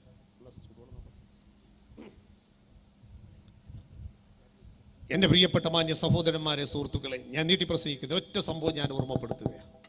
മഹാനായ സയ്യിദുന അബ്ദുല്ലാഹ് ഇബ്നു അബ്ബാസ് റളിയല്ലാഹു അൻഹു മഹാനവറുകൾ മസ്ജിദ് നബവിയിൽ ഇഅ്തികാഫിരിക്കുക. മസ്ജിദ് നബവി എന്ന് പറഞ്ഞാൽ ഏതാ സാധാരണ പള്ളിയല്ല. ഇഅ്തികാഫിന് റസൂലുള്ളാഹി തങ്ങൾ വലിയ പ്രതിഫലം പ്രഖ്യാപിച്ചിട്ടുണ്ട്. നബി സല്ലല്ലാഹു അലൈഹി വസല്ലമ തങ്ങൾ. അത് റമദാനിലായാൽ അതിന് വലിയ പ്രത്യേകതയുണ്ട്. അതിപ്പോ തന്നെ സ്റ്റാർട്ട് ചെയ്യുക. പള്ളിയിലൊക്കെ നിസ്കരിക്കാനൊക്കെ പോകുമ്പോഴൊക്കെ നവൈതുൽ ഇഅ്തികാഫ് ഫീ ഹാദൽ മസ്ജിദ്, ഈ പള്ളിയിൽ ഞാൻ കഴിച്ചു കൂട്ടുന്ന സമയം മുഴുവൻ ഇഅ്തികാഫിന്റെ നിയത്തോടു കൂടെ ഇരിക്കുന്നു എന്ന് മനസ്സിലങ്ങ് നിയത്തി വെച്ചേക്ക്. അറിയാണ്ട് പ്രതിഫലം കിട്ടുന്ന ഒരു ഇബാദത്താണ്. അള്ളാഹു തൗഫീഖ് ചെയ്യട്ടെ. അത് റമളാനിൽ അതിന് പ്രത്യേക പ്രതിഫലമുണ്ട്, ഇഅ്തികാഫിനെ വർദ്ധിപ്പിക്കലും. ഏതായാലും ഇരിക്കട്ടെ, ഞാൻ പറഞ്ഞു വന്നത് ഇബ്നു അബ്ബാസ് റളിയല്ലാഹു തആല അൻഹു മസ്ജിദുൻ നബവിയിൽ ഇഅ്തികാഫ്, മസ്ജിദുൻ നബവിയിൽ ഒരു നല്ല കാര്യം ചെയ്താൽ 10,000 ഇരട്ടി പ്രതിഫലമെന്നും അല്ല 1,00,000 ഇരട്ടി പ്രതിഫലം ഉണ്ട് എന്നൊക്കെ റസൂലുള്ളാഹി തങ്ങൾ പഠിപ്പിച്ചിട്ടുണ്ട്, ഹദീസിൽ കാണാം. അത്രയും വലിയ പുണ്യമുള്ള പള്ളിയിലായിരിക്കുന്നത്. അവിടെ ഇഅ്തികാഫ് ഇരിക്കുമ്പോൾ ഒരു നിസ്കാരത്തിന്റെ സമയത്ത് ഒരാഗതൻ കടന്നു വന്നു അസ്സലാമു അലൈക്കും പറഞ്ഞ് അടുത്തിരുന്നു. ഇബ്നു അബ്ബാസ് റളിയല്ലാഹു അൻഹു അദ്ദേഹത്തെ തിരിഞ്ഞു നോക്കിയിട്ടൊന്ന് സലാം മടക്കി. ഈ മനുഷ്യന്റെ മുഖം കണ്ടപ്പോൾ വല്ലാത്തൊരു വെപ്രാളം തളം കെട്ടി നിൽക്കുന്ന മുഖം, നല്ല ടെൻഷനുള്ളൊരു മുഖം, വല്ലാതൊരു ബേജാറിങ്ങനെ തളം കെട്ടി നിൽക്കുന്നുണ്ട്. മഹാനായ ഇബ്നു അബ്ബാസ് റളിയല്ലാഹു അൻഹു ടെൻഷനായി. തൻ്റെ ഒരു പ്രിയപ്പെട്ട മനുഷ്യ സുഹൃത്തല്ലേ, എന്തു പറ്റി? മഹാൻ ചോദിക്കുന്നു, എന്താ നിങ്ങളുടെ മുഖത്ത് ഞാൻ ഒരുപാട് പ്രയാസങ്ങൾ വായിക്കുന്നുണ്ടല്ലോ, എന്താ നിങ്ങൾക്ക് പറ്റിയത്? ആ മനുഷ്യൻ പറയുന്നു, ഇബ്നു അബ്ബാസ് തങ്ങളെ, എന്നെ മാനസികമായി തളർത്തുന്ന വലിയൊരു വിഷയമുണ്ട്. അത് മറ്റൊന്നുമല്ല, ഞാൻ ഒരാളുടെ കയ്യിൽ നിന്ന് അവധി പറഞ്ഞിട്ടൊരു കാശ് കടം വാങ്ങിയിരുന്നു. അവധി പറഞ്ഞിട്ട് വാങ്ങിയ കാശാ, പക്ഷേ എനിക്ക് കാശ് കയ്യിലില്ലാത്തത് കൊണ്ട് അവധിക്ക് തിരിച്ചു കൊടുക്കാൻ കഴിയുന്നില്ല. അവധികൾ ഞാൻ പലതും മാറ്റി പറഞ്ഞു. ആ മനുഷ്യൻ മസ്ജിദിന്റെ, ഈ പള്ളിയുടെ പരിശുദ്ധമായ ഭവനത്തിന്റെ പുറത്തു നിൽക്കുന്നുണ്ട്. നിസ്കാരം കഴിഞ്ഞു പോകുമ്പോൾ ഞാൻ ആ മനുഷ്യനെ കണ്ടാൽ എന്ത് മറുപടി പറയുമെന്ന ബേജാറിലാണ്. എനിക്ക് അദ്ദേഹത്തോടൊന്നും പറയാനില്ല തങ്ങളെ. മഹാനായ ഇബ്നു അബ്ബാസ് റളിയല്ലാഹു അൻഹു എന്താ ചെയ്തത്? നീ എന്തിനാ വേണ്ടാട് കടം വാങ്ങാൻ പോയത്? ഞങ്ങൾക്ക് അങ്ങനെ തന്നെ കിട്ടണമെന്നാണോ? ഇന്ന് നമ്മളൊക്കെ ആണെങ്കിൽ ഒരുത്തനങ്ങനെ ബുദ്ധിമുട്ട്, അൽഹംദുലില്ലാ ഇപ്പൊ എനിക്ക് കിട്ടിയെന്ന് പറയല്ലേ.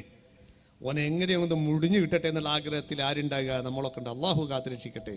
നമ്മുടെ ഖൽബ് അള്ളാഹു നന്നാക്കി തരട്ടെ, പ്രവർത്തനം അള്ളാഹു നന്നാക്കി തരട്ടെ. ഇബ്നു അബ്ബാസ് റളിയല്ലാഹു അൻഹു ചോദിക്കുന്നത് എന്താണെന്നറിയോ? സുഹൃത്തെ, നിന്റെ വിഷയത്തിൽ ഞാൻ ഒന്ന് ഇടപെട്ട് സംസാരിച്ചോട്ടെ. മഹാനായ ഇബ്നു അബ്ബാസ് തങ്ങളോട് ആ മനുഷ്യൻ പറയുന്നു, ഇന്ന അഹ്ബബ്ത, നിങ്ങൾ എന്താണോ ഇഷ്ടപ്പെടുന്നത് നിങ്ങൾക്ക് ചെയ്യാം. മഹാനായ ഇബ്നു അബ്ബാസ് റളിയല്ലാഹു അൻഹു അപ്പൊ തന്നെ അവിടെ നിന്ന് ചാടി എഴുന്നേൽക്കുകയാ. എഴുന്നേറ്റിട്ട് നേരെ പള്ളിയുടെ പുറത്തേക്ക് പോവുകയാ. ആ സമയത്ത് ഈ മനുഷ്യന് വല്ലാത്ത ബേജാറ്. പഠിച്ചോനെ, ഇബ്നു അബ്ബാസ് തങ്ങൾ പള്ളിയിൽ ഇത്തികാഫിലല്ലേ, ശറഅ് നിർദ്ദേശിച്ച മലമൂത്ര വിസർജനം പോലത്തെ വിഷയത്തിന് വേണ്ടിയല്ല, അത് പുറത്തു പോകാൻ പറ്റൂലല്ലോ. ഇത്തികാഫ് മറന്നിട്ടാണോ ഇദ്ദേഹം എഴുന്നേറ്റ് പോകുന്നത്? ഇബ്നു അബ്ബാസ് തങ്ങളെ വിളിച്ചുകൊണ്ട് പറയുന്നു, അനസീത ഇബ്നു അബ്ബാസ്, ഓ ഇബ്നു അബ്ബാസ് തങ്ങളെ, നിങ്ങൾ മറന്നിട്ടാണോ എഴുന്നേറ്റ് പോകുന്നത്? ഇബ്നു അബ്ബാസ് തങ്ങൾ റളിയല്ലാഹു അൻഹു തിരിഞ്ഞു നിന്നുകൊണ്ട് പറയുന്നു, മോനെ, ഞാൻ മറന്നിട്ടല്ല, ഞാൻ മനഃപൂർവ്വം തന്നെയാണ് എഴുന്നേറ്റ് പോകുന്നത്. അതേ, വല്ലാഹി ലഖദ് സമിഅതു, അല്ലാഹുവിനെ തന്നെയാണ് സത്യം, ഈ ഖബറിന്റെ സാഹിബ് അഥവാ മുഹമ്മദുർ റസൂലുള്ളാഹി, അല്ലാഹുവിന്റെ ഹബീബിന്റെ ഖബറു ശരീഫിലേക്ക് കൈനീട്ടിക്കൊണ്ട് പറയുന്നു, ഈ ഖബറിന്റെ സാഹിബായ മുഹമ്മദിനുൽ മുസ്തഫ അവിടുന്ന് പറയുന്നത് ഞാൻ കേട്ടിട്ടുണ്ട്. നിന്റെ ഒരു മനുഷ്യ സുഹൃത്തിന്റെ വേദനയിൽ നീ എന്തെങ്കിലും ഒരു വാക്കുകൊണ്ട് നീ സഹായിച്ചാൽ 10 കൊല്ലം ഇഅ്തികാഫിരിക്കുന്നതിനേക്കാൾ പ്രതിഫലമുണ്ട് മുഹമ്മദുർ റസൂലുള്ളാഹി. ഇത് പഠിപ്പിച്ച നേതാവിന്റെ ചാരത്ത് മോനെ, നിന്റെ ദുഃഖം തളം കെട്ടിയ മുഖം കണ്ടിട്ടിരിക്കാൻ എനിക്ക് പറ്റില്ല മോനെ. അതുകൊണ്ടൊരു വാക്കുകൊണ്ടെങ്കിലും എനിക്ക് നിന്നെ സഹായിക്കാൻ കഴിഞ്ഞാൽ അതെൻ്റെ ഏറ്റവും വലിയ സേവനമാണെന്ന വിശ്വാസത്തിലാണ് ഞാൻ പോകുന്നതെന്ന് മറുപടി കൊടുത്തിട്ടുണ്ടെങ്കിൽ, എൻ്റെ കരളിൻ്റെ കഷ്ടങ്ങളായ ചെറുപ്പക്കാരെ, എൻ്റെ പ്രിയപ്പെട്ട കാരണവന്മാരെ, ഉമ്മപങ്ങന്മാരെ, എൻ്റെ പ്രിയപ്പെട്ട മാന്യ സഹോദരികളെ, സഹോദരന്മാരെ, അതേ ദുരിതം പേറുന്ന, കഷ്ടപ്പെടുന്ന, പ്രയാസപ്പെടുന്നവരുടെ പക്ഷത്ത് ഒരു വാക്കുകൊണ്ട് സഹായിക്കുന്നതിന് 10 കൊല്ലം ഇഅ്തികാഫിരിക്കുന്നതിനേക്കാൾ പ്രതിഫലമുണ്ടെങ്കിൽ 3 പാവപ്പെട്ട കുടുംബത്തിന് അള്ളാഹുവിൻ്റെ തൗഫീഖോടെ ഒരു കാലഘട്ടത്തിൻ്റെ ഇതിഹാസ പുരുഷൻ മഹാനായ സുൽത്താനുൽ ഉലമ കാന്തപുരം ഉസ്താദിന്റെ മഹനീയ സാന്നിധ്യത്തിൽ വെച്ചുകൊണ്ട് 3 പാവപ്പെട്ട കുടുംബങ്ങൾക്ക് താക്കോൽ, ഭവനത്തിന്റെ താക്കോൽ കൈമാറുമ്പോ ഒരു 3-4 പാവ പാവപ്പെട്ട പെൺകുട്ടികളുടെ വിവാഹം നടക്കുമ്പോൾ അതേ കഷ്ടപ്പെടുന്ന രോഗികൾക്ക് സർവീസ് നടത്താനുള്ള ഒരു ആംബുലൻസിന്റെ ചാവി കൈമാറുമ്പോ വിദേശ രാജ്യത്ത് വെച്ചുകൊണ്ട് അതിന് ചെറുതും വലുതും കൊടുത്ത് സഹായിച്ചവരില്ലേ, നാട്ടിൽ വെച്ച് സഹായിച്ചവരില്ലേ? നിങ്ങൾക്ക് സന്തോഷിക്കാൻ അവസരമുണ്ട് മക്കളെ. അതിനുവേണ്ടി വാക്കുകൊണ്ട് പ്രവർത്തിച്ചവരില്ലേ, ശരീരം കൊണ്ട് അധ്വാനിച്ചവരില്ലേ, പ്രാർത്ഥന കൊണ്ട് സഹായിച്ചവരില്ലേ? കൃത്യമായും അതിനർഹമായ പ്രതിഫലമുണ്ട്. ജീവിതം മുഴുക്കെ അത്തരത്തിലുള്ള നന്മകളെ കൊണ്ട് ധന്യമാക്കുന്നവർ അവരാണ് വിജയിക്കുന്നവർ. വിജയികളുടെ രണ്ടാമത്തെ ലക്ഷണമാണ്. മൂന്നാമത് പറയുന്നത് എപ്പോഴും സത്യം പറയാനും സത്യം കൊണ്ട് സതുപദേശം നടത്താനും സത്യത്തെ പരസ്പരം കൈമാറി കൊടുക്കാനും അവർക്ക് സാധിക്കും. പ്രതിസന്ധിയുടെ പ്രയാസത്തിന്റെ ബുദ്ധിമുട്ടിന്റെ ഘട്ടത്തിൽ അതേ വികാരത്തിന് അടിമപ്പെടാതെ വിവേകപൂർണമായ മനസാക്ഷിയോടെ ക്ഷമയോടെ പരസ്പരം സന്ദേശം കൈമാറാൻ ഒരാൾക്ക് സാധിക്കുമോ? അതേ എവിടെയെങ്കിലും ഒരു ചെറിയ ബുദ്ധിമുട്ടുണ്ടാകുമ്പോ ആരടാ ഞാനടാ എന്ന് പറയുന്നതിന് പകരം ക്ഷമയോടെ നിനക്ക് സഹകരിക്കാൻ കഴിയുമോ? അതേ പ്രയാസമുണ്ടാക്കുന്നവരോട് ക്ഷമിക്കെന്ന് പറയാൻ കഴിയുമോ? ഒരു പ്രയാസത്തിന്റെ അന്തരീക്ഷത്തെ നിനക്ക് മാറ്റിയെടുക്കാൻ കഴിയുമോ? ഈ സ്വഭാവം വിജയത്തിന്റെ ലക്ഷണമാണെന്ന് ഖുർആൻ പഠിപ്പിച്ചെങ്കിൽ എൻ്റെ പ്രിയപ്പെട്ട മാന്യ സഹോദരന്മാരെ, സഹോദരികളെ, വിജയിക്കുന്ന മനുഷ്യന് ലക്ഷ്യബോധമുണ്ടാകണം. ആ ലക്ഷ്യബോധം നന്നാകണമെങ്കിൽ ഈമാൻ സ്വഹീഹാകണം, സൽക്കർമ്മങ്ങളെ കൊണ്ട് ജീവിതം ധന്യമാക്കണം. അതോടൊപ്പം തന്നെ സത്യത്തിന്റെ പക്ഷത്ത് നിൽക്കാൻ നമുക്ക് സാധിക്കണം. ധർമ്മത്തിന്റെയും സഹനത്തിന്റെയും ക്ഷമയുടെയും സ്നേഹത്തിന്റെയും പക്ഷത്ത് നിൽക്കാൻ സാധിക്കണം. ആ രീതിയിൽ നമുക്കൊരു നല്ല സന്ദേശം കൈമാറുന്ന ഒരു നല്ലൊരു സദസ്സിലാണ് നാം സംഗമിച്ചിരിക്കുന്നത്. അധിപനായ അല്ലാഹു റബ്ബുൽ ഇസ്സത്ത് നമുക്ക് നല്ലതിനുള്ള തൗഫീഖ് നൽകട്ടെ. ഞാൻ ഒറ്റ കാര്യം ഓർമ്മപ്പെടുത്തി എൻ്റെ പ്രസംഗം നിർത്തുന്നു. എൻ്റെ പ്രിയപ്പെട്ട മാന്യ സഹോദരന്മാരെ, സഹോദരികളെ, നമ്മളൊക്കെ ആരോഗ്യമുള്ളവരാണോ? ഞാൻ നല്ല വാചാരനായ മനുഷ്യനായിരുന്നു, പക്ഷേ ഇപ്പോൾ എനിക്ക് പ്രസംഗിക്കുമ്പോൾ പേടിയാ. കാരണം ഒരു ചെറിയൊരു ബ്ലോക്കിന്റെ പ്രയാസം വന്നുപോയി. ഹാർട്ടിന് ചെറിയൊരു ബ്ലോക്ക് തരുമ്പോഴേക്ക് ഞാൻ ഞെട്ടിയെങ്കിൽ എൻ്റെ പ്രിയപ്പെട്ട മക്കളെ, നമ്മുടെയൊക്കെ അവസ്ഥ എന്താന്ന് പറയാൻ പറ്റുമോ? ആരുടെ വാൾവിലാ ബ്ലോക്ക് ഉള്ളത്? ആരുടെ പള്ളയിൽ എന്തൊക്കെ രോഗമാ ഉള്ളത്? ആരുടെ തലച്ചോറ്റിൽ എന്തൊക്കെ പ്രശ്നങ്ങളാ ഉള്ളത് പറയാൻ പറ്റുമോ? അല്ലാഹുവേ, ഈ വിശുദ്ധ മാസത്തിന്റെ പുണ്യമുള്ള ബർക്കത്തുള്ളൊരു രാത്രിയിൽ പാപികളായ ഞങ്ങൾ നിന്നോട് യാചിക്കുന്നു, നീ ഞങ്ങൾക്ക് മാഫ് നൽകണേ അല്ലാ. ഭയപ്പെടപ്പെടുന്നതും മാരകവുമായ രോഗങ്ങളെ തൊട്ട് നീ കാക്കണേ റബ്ബേ. നിന്റെ പൊരുത്തത്തിലായി ആഫിയത്തുള്ള ദീർഘായുസ് തരണേ അല്ലാ. ഞങ്ങൾ ദുർബലന്മാരാണ്, നീയാണ് സർവ്വകഴിവിന്റെയും ഉടമസ്ഥൻ. റബ്ബാകുന്ന നീ തരുന്നതല്ലാതെ ഞങ്ങൾക്കൊന്നില്ല. നീ ഖൈറും സന്തോഷവും നൽകണേ റബ്ബേ. എൻ്റെ പ്രിയപ്പെട്ട സഹോദരന്മാരെ, സഹോദരികളെ, ഇന്നലെ വരെ ആരോഗ്യത്തോടെ നടന്നവൻ പിറ്റേന്ന് കേൾക്കുന്നു അവൻ രോഗിയാണ്. രോഗി എന്ന് മാത്രമല്ല, മാരക രോഗത്തിന് അടിമത്തത്തിലേക്ക് പോവുകയാ. മാരകമായ ക്യാൻസറും ട്യൂമറും ഒക്കെ വ്യാപിക്കുകയാ. അല്ലാഹുവിൻ്റെ പരിശുദ്ധമായ സഹായമല്ലാതെ മറ്റൊന്നില്ല മക്കളെ. അതുകൊണ്ട് അല്ലാഹുവിനെ പേടിച്ച് ജീവിക്കണം. പരിശുദ്ധമായ റജബ് കഴിയുന്നു, ശഅബാനിലേക്ക് എത്തുന്നു. പുണ്യ റമദാൻ അടുത്തുകൊണ്ടിരിക്കുമ്പോ ജീവിതത്തിൽ ഒരു മാറ്റത്തിന് വേണ്ടി തയ്യാറാകണം. റബ്ബിന്റെ പള്ളിയുമായി ഒന്ന് ബന്ധപ്പെടണം. ഖുർആനോത്ത് വർദ്ധിപ്പിക്കണം. ദിക്റുകളും സ്വലാത്തുകളും വർദ്ധിപ്പിക്കണം. ദാനധർമ്മങ്ങൾ വർദ്ധിപ്പിക്കണം. അതേ നല്ലതിനു വേണ്ടി ആത്മാർത്ഥമായ സഹായങ്ങൾ നൽകണം. നല്ലതിനോട് പരിപൂർണമായി സഹായിക്കുകയും സഹകരിക്കുകയും ചെയ്യണം. അല്ലാഹു റബ്ബുൽ ഇസ്സത്ത് നമുക്ക് നല്ലതിനുള്ള തൗഫീഖ് നൽകുമാറാകട്ടെ. ആരാണ്, എപ്പോഴാണ്, എവിടെയാണ്, എങ്ങനെയാണ് നമ്മുടെ അവസ്ഥ എന്ന് പറയാൻ പറ്റൂല. വമാ തദ്രീ നഫ്സുൽ മാദാ തക്സിബു ഗദൽ വമാ തദ്രീ നഫ്സുൽ ബിഅയ്യി അർളിൻ തമൂത്ത്. ഏതൊരവസരത്തിൽ എവിടെ എങ്ങനെ മരിക്കുമെന്ന് പറയാൻ പറ്റൂല. ജീവനോടെ ഭൂമിയിലേക്ക് വന്നിട്ടുണ്ടോ? ജീവനില്ലാതെ ഭൂമിയുടെ പള്ളിയിലേക്ക് പോയേ പറ്റൂ മക്കളെ. എപ്പോഴാണ് എവിടെയാണെന്ന് പറയാൻ പറ്റില്ല. ഇന്ന് ഞാൻ ഇങ്ങോട്ട് വരുന്ന സമയത്ത് ഒരു പ്രവർത്തകന്റെ ഉമ്മ മരിച്ച വീട്ടിലാ ഞാൻ കയറിയത്. അവിടെ ചെന്നപ്പോ ആ കുട്ടി പറയുന്നു, ഉസ്താദേ, 15 ദിവസമായിട്ടില്ല എൻ്റെ ഉമ്മക്ക് രോഗം വന്നിട്ട്. 15 ദിവസം കൊണ്ടെല്ലാം കഴിഞ്ഞുപോയി. ഇങ്ങനെ എത്രയെത്ര രോഗികളല്ലേ മഹാന്മാര് പഠിപ്പിക്കുകയാണ്. ഇന്നത്തെ ആരോഗ്യവാനെന്ന് മനസ്സിലാക്കി നാളെയുടെ രോഗിയല്ലെന്ന് നീ നനച്ചു വെക്കണ്ട. ഏത് സമയത്തും നിന്നെ തള്ളിയിടാൻ റബ്ബിന് സാധിക്കും കേട്ടോ. അള്ളാഹു അവന്റെ ഔദാര്യം കൊണ്ട് നമ്മെ അനുഗ്രഹിക്കട്ടെ. അവന്റെ പരിപൂർണ കാവലും മദതും നമുക്ക് നൽകി അനുഗ്രഹിക്കട്ടെ. എൻ്റെ പ്രിയപ്പെട്ട ഉമ്മപെങ്ങന്മാരെ, കൊച്ചനുജത്തിമാരെ, വളരെ ഗൗരവത്തോടെ നമ്മുടെ മനസ്സൊന്നൊഴുകണം. ലോകാവസാനം അടുക്കുന്ന സമയത്ത് ഹബീബായ തങ്ങൾ പറയുന്നു, മരണം വർദ്ധിക്കുമെന്ന് മുഹമ്മദിനിൽ മുസ്തഫ. കുല്ലും സ്വബ്ബഹുൽ ഫീ അഹ്ലിഹി വൽ മൗതു അദ്നാ മിൻ ശിറാഖി നഅലിഹി.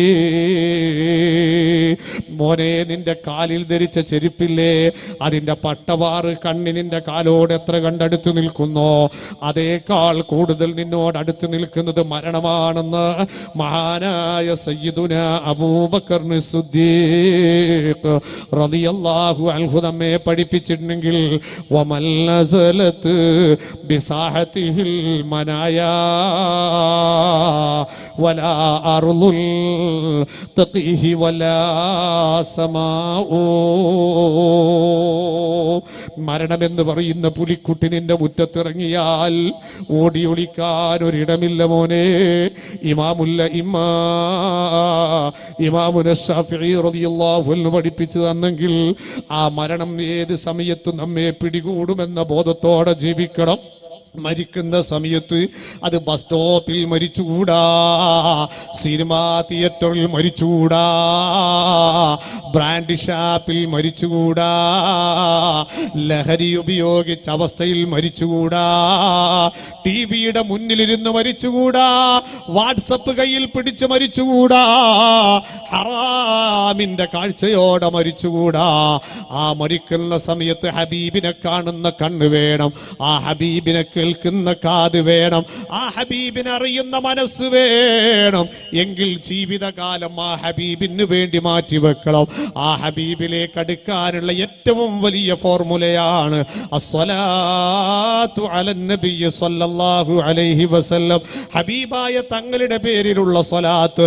ജാമിഉ സഗീർ പോലത്തെ ഗ്രന്ഥങ്ങൾ നോക്കിയാൽ കാണാം, അല്ലാഹുവിന്റെ ഹബീബ് പഠിപ്പിക്കുന്നു, ഒരു മനുഷ്യൻ മുടങ്ങാതെ എല്ലാ ദിവസവും രാവിലെയും വൈകുന്നേരവും 10 വീതം സ്വലാത്ത് ഹബീബിന്റെ പേരിൽ പതിവാക്കിയാൽ അവനിക്ക് ഉറപ്പാണ് ആഖിറത്തിൽ അവനിക്ക് എൻ്റെ അടുക്കൽ പ്രത്യേക പരിഗണനയും ശഫാഅത്തുമുണ്ടെന്ന് മുഹമ്മദുർ റസൂലുള്ളാഹി.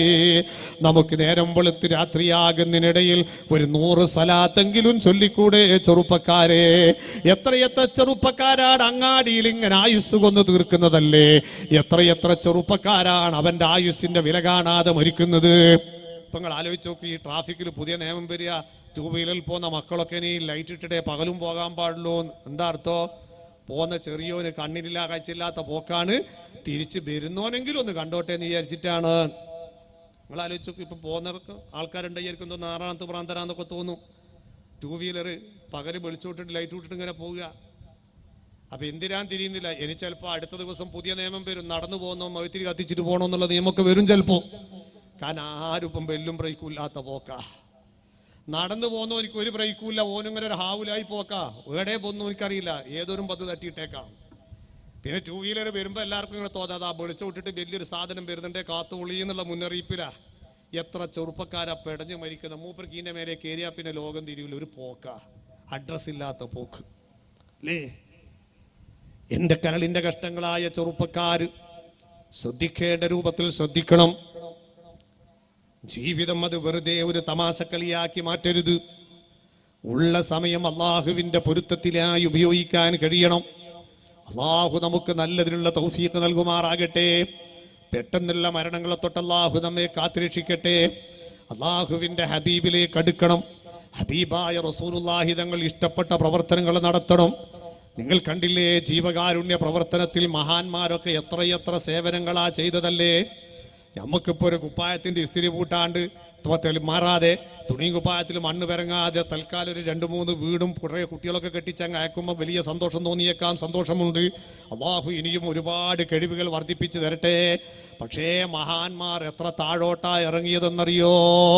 പനനാരി കൊണ്ട് വരിഞ്ഞ് കോർത്തൊരു കട്ടിലിൽ പഴമുണ്ട് മൂടിയ കിളവിരോഗമിലുണ്ടതിൽ നിങ്ങൾക്ക് ഖിദ്മത്ത് ചെയ്യുവാനാരുണ്ട്? അതിനുത്തരം എനിക്കെന്റെ സൃഷ്ടാവുണ്ട്. രോഗത്തിലായി കിടപ്പായ നാൾ മുതൽക്കെന്നും വരും രാത്രിയിൽ ആരോ ഒരാൾ അടുത്തെന്നും കഷ്ടിച്ച ചട്ടിയെടുത്തവർ മാറ്റുന്നതാ, ശുദ്ധീകരിച്ചത് പിന്നെയും വെക്കുന്നതാ, പൊതിയൊന്നെടുത്തവർ ഭക്ഷണം നൽകുന്നതാ, സന്തോഷമുള്ള കലാമുകൾ പറയുന്നതാ, സന്താപമെല്ലാം നീങ്ങുവാനുതകുന്നതാ. ഇത് കേട്ടുടൽ തൽഹത്തതാ കരയുന്നു. അറിവുണ്ടോ ഹേ ഉമ്മ അതാരാണെന്ന്? കിസ്റാ പനിക്കും കൈസറും വിറക്കുന്നതാ, മിസ്റിൽ മുഖൗഖിസ് കേട്ടുടൽ ഞെട്ടുന്നതാ. അവരാണ് അമീറുൽ മുഅ്മിനീൻ ഉമറല്ലോ. ജനസേവകന്മാർക്കുള്ളിമാമാണല്ലോ. ഈ രീതിയിൽ മുളപ്പിക്കുവാനൊരു മണ്ണിനും കടിവില്ലടോ, പ്രസവിക്കുവാനൊരു പെണ്ണിനും. പേരുകെട്ടാൽ ലോകം കിട്ടാ വിറക്കുന്ന ധീരനായ ഉമർ ഇബ്നുൽ ഖത്താബ് റളിയല്ലാഹു അൻഹു ഇസ്ലാമിക് റിപ്പബ്ലിക്കിന്റെ 2ാമത്തെ ഖലീഫയായി ഭരണക്കസേരയിൽ ഇരിക്കുമ്പോഴല്ലേ നോക്കാനാളില്ലാതെ തളർന്നു കിടക്കുന്ന പാവപ്പെട്ട ഒരു ഉമ്മാമയുടെ കാഷ്ടം പേറുന്ന ദൗത്യമേറ്റെടുക്കുന്നത്. നോക്കാനാളില്ലാതെ ഒറ്റക്ക് കിടക്കുന്ന ഒരു ഉമ്മാക്ക് എല്ലാ ദിവസവും രാത്രിയിൽ ചെന്നിട്ട് ഭക്ഷണം കൊടുക്കുന്നു. മലമൂത്ര വിസർജനം നടത്തി വെച്ച ചട്ടിപ്പാത്രം എടുത്തിട്ട് സ്വന്തം കൈകൊണ്ട് കൊണ്ടുപോയിട്ട് കഴുകി വൃത്തിയാക്കിയിട്ട് വീണ്ടും വെച്ചു കൊടുക്കുന്നു. സുബ്ഹാനല്ലാഹ്. ഉമർ ഇബ്നുൽ ഖത്താബ് ഇന്ന് സ്വന്തം പുരയിലുള്ള ഉമ്മയും ബാപ്പയും സുഖമില്ലാണ്ട് കിടന്നാൽ മക്കൾ തിരിഞ്ഞോക്കാത്ത അവസ്ഥ അല്ലേ? അള്ളാഹു കാത്തുരക്ഷിക്കട്ടെ. അതുകൊണ്ട് തന്നെ അള്ളാഹുവിൻ്റെ അടുക്കൽ പ്രതിഫലം കിട്ടുന്ന പ്രവർത്തനം അത് എത്ര താഴോട്ടിറങ്ങി ചെയ്യണോ അത്ര താഴോട്ടിറങ്ങണം, എത്ര മേലോട്ട് കയറണോ അത്രയും മേലോട്ട് കയറണം. ആ രീതിയിൽ അള്ളാഹുവിൻ്റെ പൊരുത്തത്തിലായി ജീവിക്കാൻ നമുക്കെല്ലാവർക്കും തൗഫീഖ് നൽകുമാറാകട്ടെ. ആമീൻ എന്ന് ദുആ ചെയ്തുകൊണ്ട് ഞാൻ എൻ്റെ പ്രസംഗം നിർത്തുകയാണ്. ഞാനൊരു ട്രീറ്റ്മെൻറ്റുമായി ബന്ധപ്പെട്ടുള്ള ഒരു ചെറിയൊരു പ്രയാസത്തിലായതുകൊണ്ട് ഉറക്കൊഴിയുന്നതൊക്കെ ബുദ്ധിമുട്ടുണ്ട്. ഇൻഷാ അല്ലാഹ് തൗഫീഖ് ഉണ്ടെങ്കിൽ മറ്റൊരു സന്ദർഭത്തിൽ നമുക്ക് സംവദിക്കാം. ഒരുപാട് ആളുകൾ ദുആ ചെയ്യാൻ വേണ്ടി ഏൽപ്പിച്ചിട്ടുണ്ട്.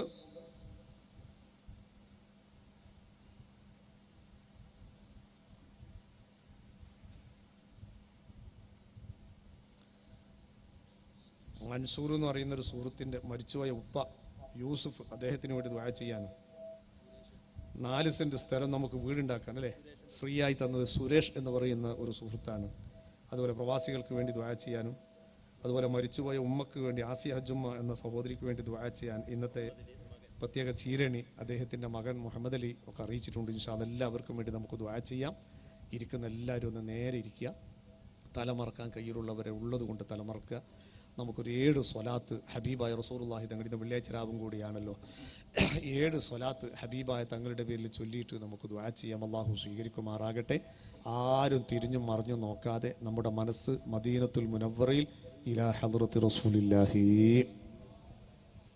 സ്വലാത്തിലിട്ട് ഒച്ച പോരാ. സയ്യിദുനാ മുഹമ്മദുർ റസൂലുള്ളാഹി, ഹബീബുനാ മുഹമ്മദുർ റസൂലുള്ളാഹി. അവിടുത്തെ മനസ്സിൽ ഓർത്തിട്ട് ഒരു 7 സ്വലാത്തിൽ അല്ലാഹു സ്വീകരിക്കുമാറാകട്ടെ. ഇന്നല്ലാഹ വമലായികതഹു യുസല്ലൂന അലൻ നബിയ്യ യാ അയ്യുഹല്ലദീന ആമനൂ സ്വല്ലൂ അലൈഹി വസല്ലിമൂ തസ്ലീമാ. സ്വല്ലല്ലാഹു അലാ മുഹമ്മദ്. ഒച്ച പോരാ. റസൂലുള്ളാഹിന്റെ പേരിൽ നല്ല ശബ്ദം ചൊല്ലണം.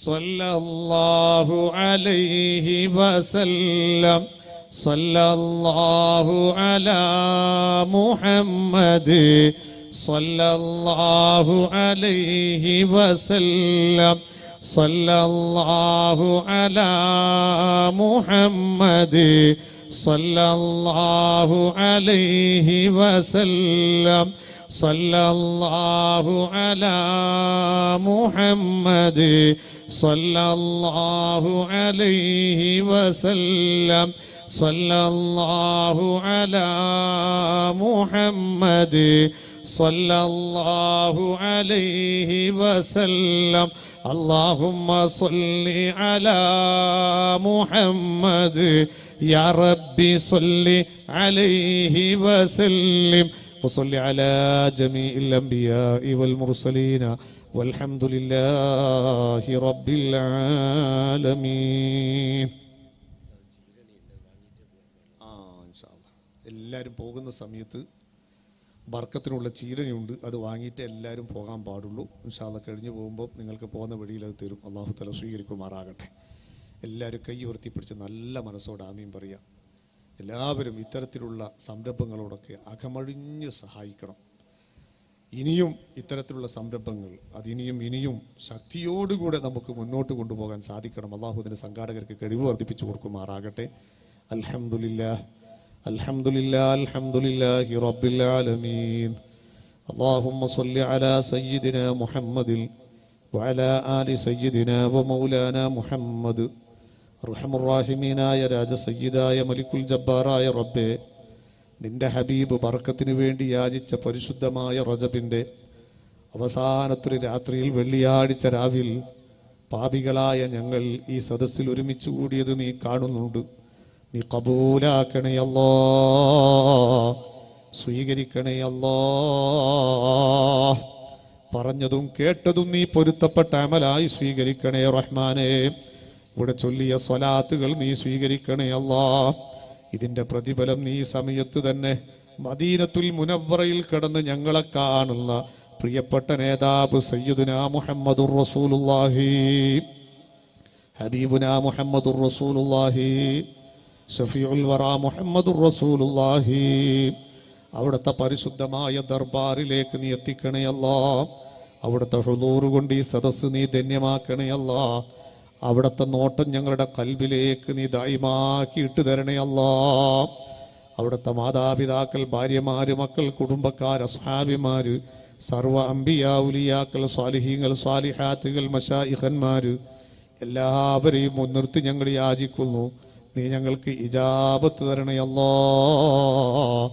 ഞങ്ങളുടെയും ഞങ്ങളുടെ മാതാപിതാക്കൾ, ഉസ്താദുമാർ, ഞങ്ങളുടെ ആലിമീങ്ങൾ, ഭാര്യമാർ, അവരുടെ മാതാപിതാക്കൾ, ഞങ്ങളുടെയും അവരുടെയും സഹോദരീ സഹോദരന്മാർ, ആൺമക്കൾ, പെൺമക്കൾ, അവരുടെ ഭാര്യമാർ, ഭർത്താക്കന്മാർ, മക്കൾ, കുടുംബങ്ങൾ, അയൽവാസികൾ, കുടുംബക്കാർ, ശിഷ്യന്മാർ, ശിഷ്യകൾ, സ്നേഹിതന്മാർ, സ്നേഹിതകൾ, ശരീക്കന്മാർ, സഹപ്രവർത്തകന്മാർ, ആലിമീങ്ങൾ, സാദാത്തുക്കൾ, ദുആ കൊണ്ട് ഏൽപ്പിച്ചവർ, അല്ലാഹുവേ, ഇവിടെ പാവപ്പെട്ട പെൺകുട്ടികളെ കെട്ടിക്കുന്നതിന് വേണ്ടി, വീടെടുക്കുന്നതിന് വേണ്ടി സ്ഥലം, സ്വർണം, കാശ് പലതും കൊടുത്ത് സഹായിച്ചവർ, അതിനുവേണ്ടി ശരീരം കൊണ്ട്, വാക്കുകൊണ്ട്, പ്രവർത്തനം കൊണ്ട് സഹകരിച്ചവർ ഒരുപാട് ആളുകൾ വിദേശ രാജ്യങ്ങളിലുമുണ്ട്, നാട്ടിലുമുണ്ട്.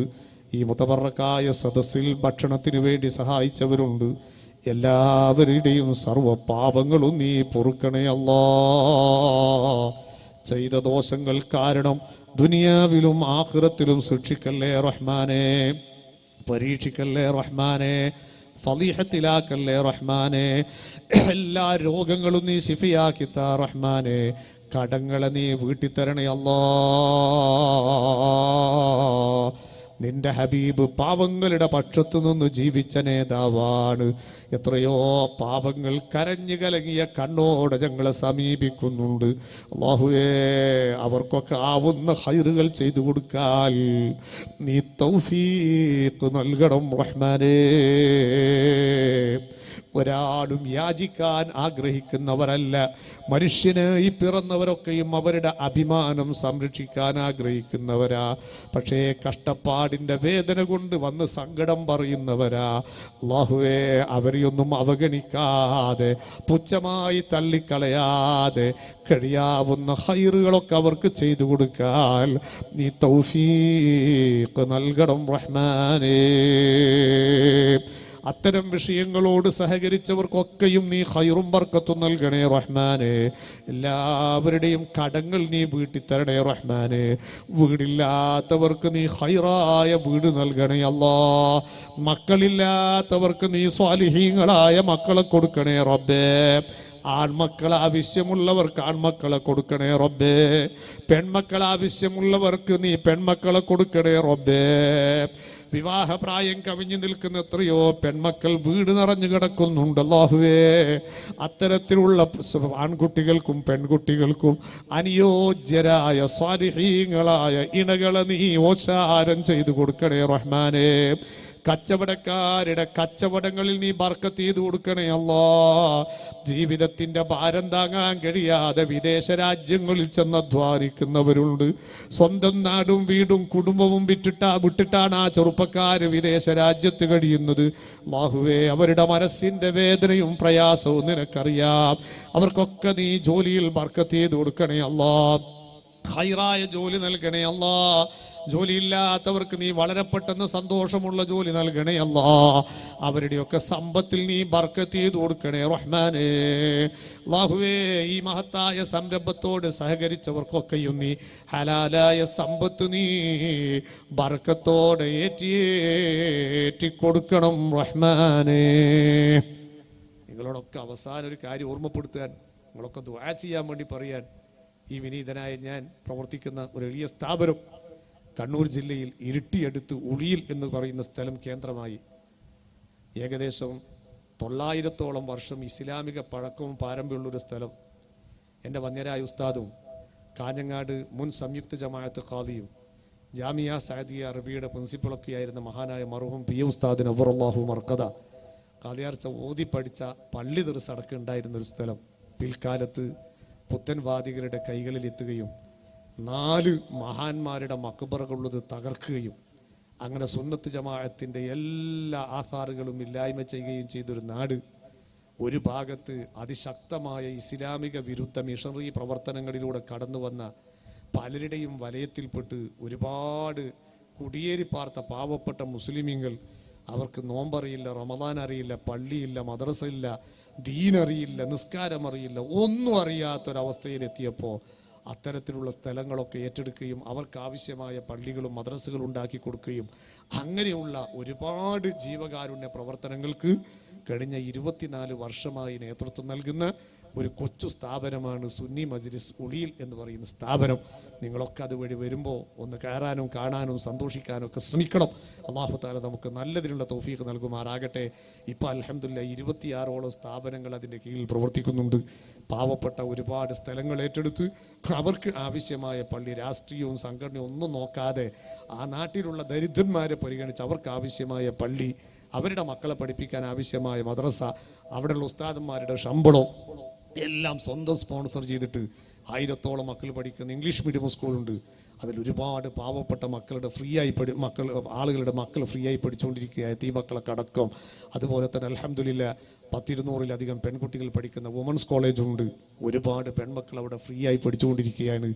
ഈ പ്രാവശ്യം അൽഹംദുലില്ലാ 3 വയസ്സ് പ്രായമായ കുട്ടികൾക്ക് ഖുർആൻ ഹിഫ്ള് ചെയ്യാനുള്ള സൗകര്യം അടക്കമുള്ള 3 വർഷത്തെ സഹ്റത്തുൽ ഖുർആനിൻ്റെ ഒരു പുതിയ കോഴ്സ് ആരംഭിക്കൽ വളരെ നിർബന്ധമായി. കാരണം പുതിയ ആളുകളൊക്കെ അത്തരത്തിലുള്ള പലതും കൊണ്ടുവന്ന് സുന്നത്ത് ജമാഅത്തിന്റെ അഖീദ അംഗീകരിക്കുന്ന പലരുടെയും മക്കൾ അത്തരം സ്ഥാപനങ്ങളിലൊക്കെ ചെന്ന് ചേർന്ന് അവരുടെ കുട്ടികളുടെ ഈമാൻ പോലും നശിക്കുന്ന ഒരു അവസ്ഥയിലെത്തിയപ്പോൾ തുടങ്ങണമെന്ന് ആഗ്രഹിച്ച് പ്രഖ്യാപിച്ചപ്പോൾ സുബ്ഹാനല്ലാഹ് ഒരു 10-24 കുട്ടികളുടെ ഒരു ഡിവിഷൻ തുടങ്ങാമെന്നാണ് ഉദ്ദേശിച്ച്. ഇപ്പോൾ 60ഓളം കുട്ടികളുടെ ഇപ്പോൾ അഡ്മിഷൻ അവിടെ വന്നു.